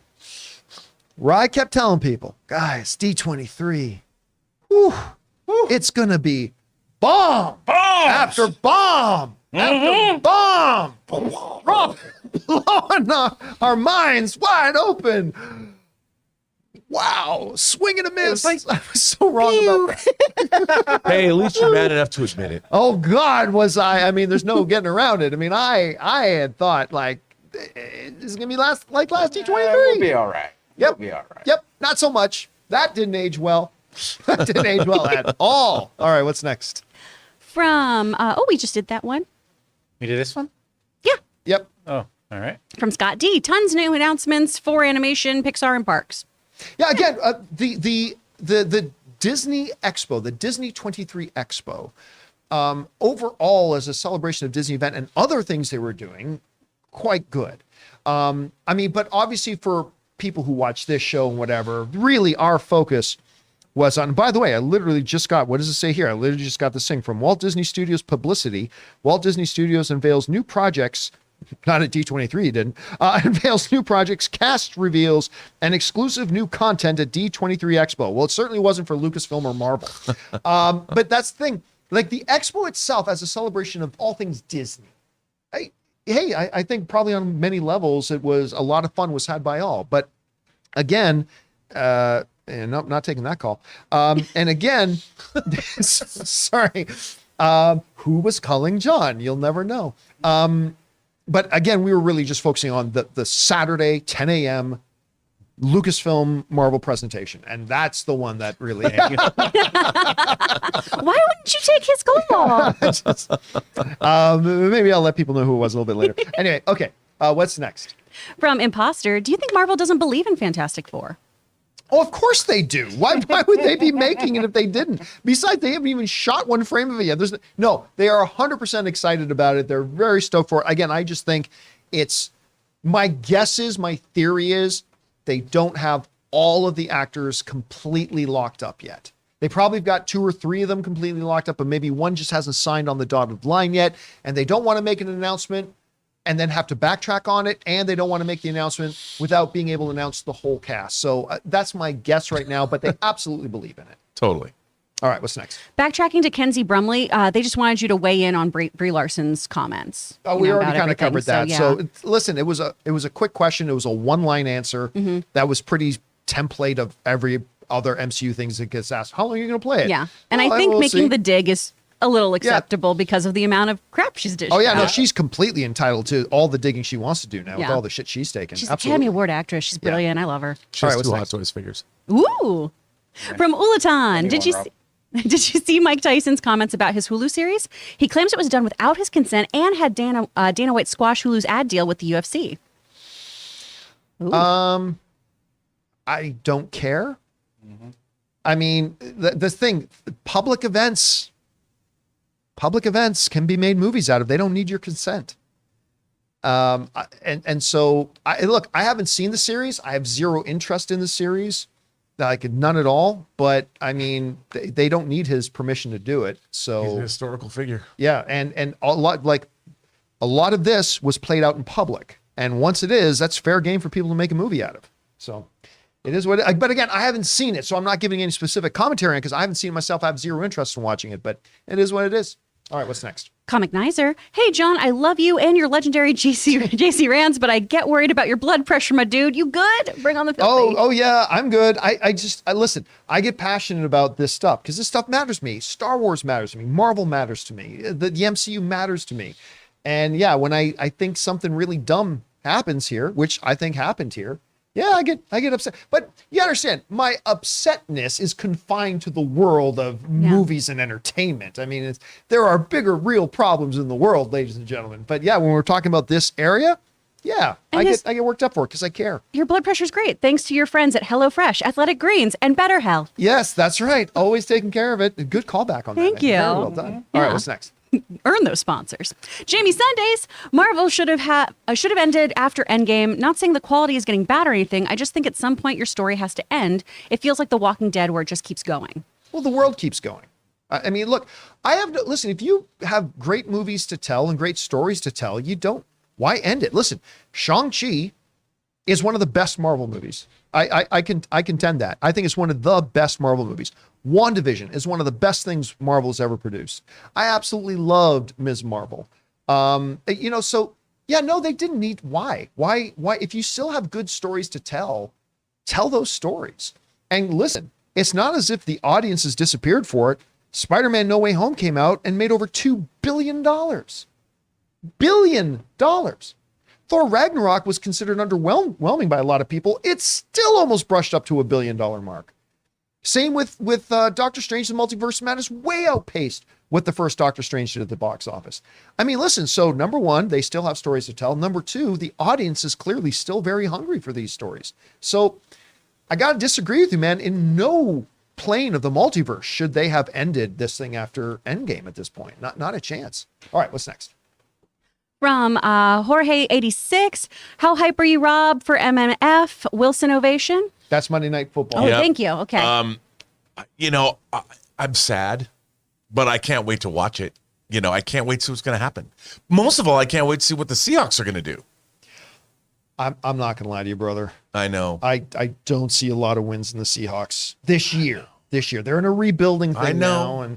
But you know what? Maybe Uncle Pete can do some interesting stuff. Hey, listen, over the next couple of years, I think he will. I just think this Broncos team is already fundamentally quite a good team. Yes. And now they've added an all-pro quarterback. I know. It might get Our ugly for quarterback. Seattle tonight. Might get ugly for Seattle tonight. I hope I'm wrong, though. All right, what's next? And now we're just ending with some support. We've got Rami Forever. We've got Timothy Webster sending in a $50 super Wow, chat. just to be supportive. Timothy, Just to that's be so supportive. nice. Thank you, Timothy. Thank you. And then Cap K sending in support as well at a $10 level, which is super, super nice. Yes, Thank you so much, guys. Thank you so much, guys. And guys, that'll do it for today's installment of the John Campea Show. Thank you so much for being here and making this show part of your day. Big special thank you to all you guys who sent in those super chats. Number one, because you gave us great fun things to talk about. Number two, you supported this channel as you did it, and all of us involved with the John Campea Show. Thank you guys so very much for your support.